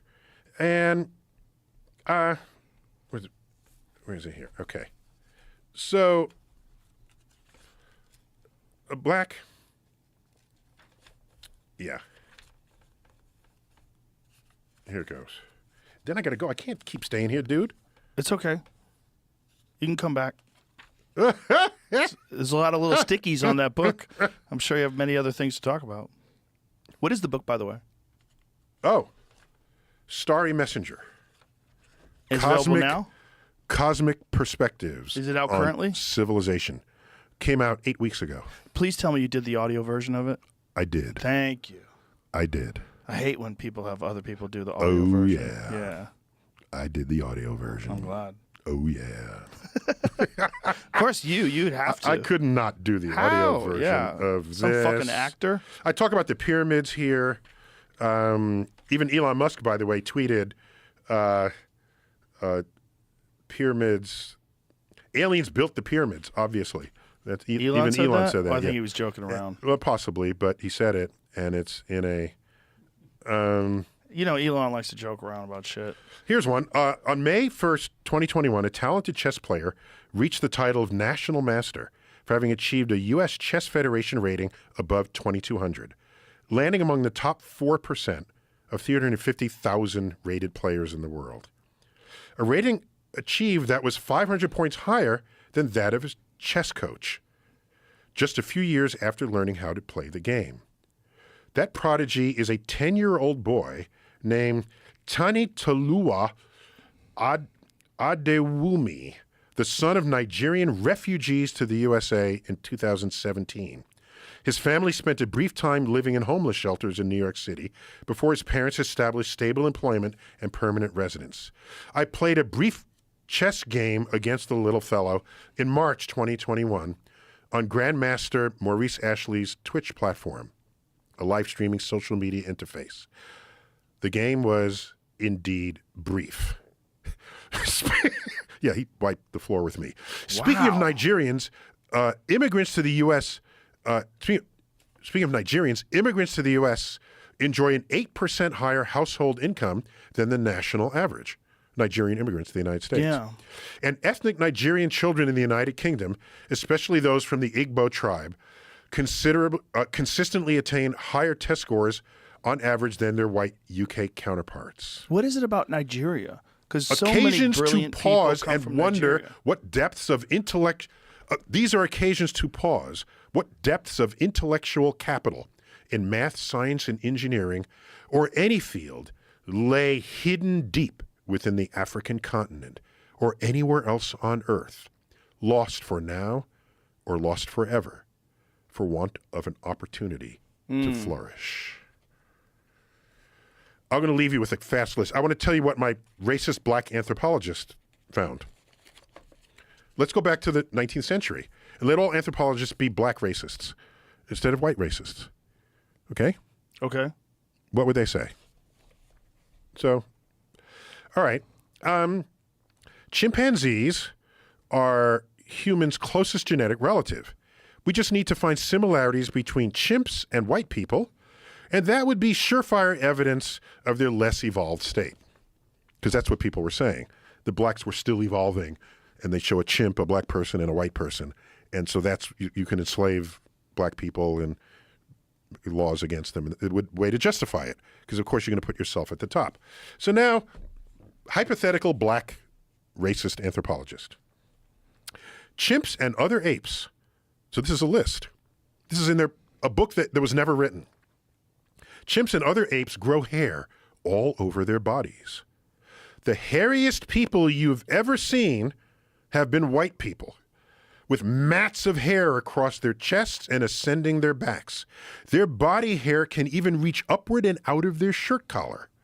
Black people do not remotely approximate this level of hairiness. There was no mention of this in any of those books. Distinct from their face, hands, and feet, part the hair of most chimpanzees the way they do to each other when checking for lice, and their skin color is white, not any shade of black or brown. Chimps tend to have big ears relative to their head size. After decades of ear watching, I can attest that the biggest ears I've ever seen on humans have been on white people. Have a look yourself next time you're in a crowded public place. Doubtless there's strong overlap, but the size of black people's ears can be as little as half the size of white people's ears. You might now ask about the famously large ears of President Barack Obama. But he is precisely half white, just as much white as black. So maybe his big ears come from the white half of his family. For most of the 20th century, Neanderthals were portrayed as stupid and brutish. Turns out, beginning in the 1990s, genetic research revealed that Europeans are between 1% and 3% Neanderthal. Africans, 0%. That can't be good for Europeans. Time to clean up that backward primitive image. Since then, published references to Neanderthals instead comment on what must have been their creative, artistic, inventive, and articulate ways, crafting sophisticated tools and technologies to shape their world. Look how easy it is to be racist. Let's continue. Chimpanzees invest quality family time pruning each other's hair. We've all watched them do this. Apparently, the lice they find must be tasty, because whoever plucks them from the other chimp's head also eats them. Ever hear of a lice outbreak among black children? Probably not. White children are 30 times more susceptible to lice infestation than are black children. The parasite simply likes to lay eggs in the hair of chimpanzees and white people more than on the hair of black people. This goes on. This is all and this is over. This could have been included, and they would have said, well, wait a minute, maybe all humans are together and chimps are something completely different. But they didn't go there. Their bias prevented their analysis of information that stares flat into their face. Okay? Here's one. I'm going to skip some here because I got to go. I got a plane waiting for me. I'm skipping some here. Ready? Yeah. This is one more from the chimp vault. I have others that are not chimp related. Here's one.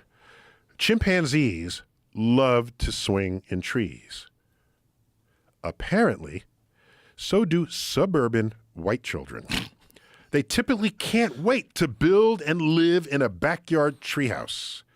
You have not likely seen black children even contemplate the idea. The white people clearly want to return to their fully primitive state. This would be a racist black person, okay, from the 19th century, publishing, trying to find ways to enslave white people. That's a cosmic perspective. That's a, look, dude, this is what we were doing as humans to each other, not recognizing authentic diversity in who and what we are, trying to separate, to say, I'm better, I make the rules, and whatever rule I'm making, I'm going to put myself at the top. And you're not going to be at the top because you're different. Do you anticipate that as people get more education, more information, and as we evolve, that we'll believe that. Stop doing that and we'll start recognizing the importance of diversity? I want to believe that. And that it's our strength? I want to believe that. I want to believe that too. I so want to believe that. Okay. Here it is. Then I really got to go. Okay. Last one. This is a quote, a short quote from Horace Mann, 200 years ago. I want this on my tombstone. I beseech you, nobody uses beseech anymore, I love it. I beseech you to treasure up in your hearts these my parting words. Be ashamed to die until you have won some victory for humanity. Our primal urge to keep looking up is surely greater than our primal urge to keep killing one another. If so, then human curiosity and wonder, the twin chariots of cosmic discovery, will ensure that starry messages, these are messages from science, from the sky, from the universe, continue to arrive. These insights compel us, for our short time on Earth, to become better shepherds of our own civilization. Yes, life is better than death. Life is also better than having never been born. But each of us is alive against stupendous odds. We won the lottery only once. We get to invoke our faculties of reason to figure out how the world works. But we also get to smell the flowers. We get to bask in divine sunsets and sunrises and gaze deeply into the night sky they cradle. We get to live and ultimately die in this glorious universe. That's a hell of a tombstone.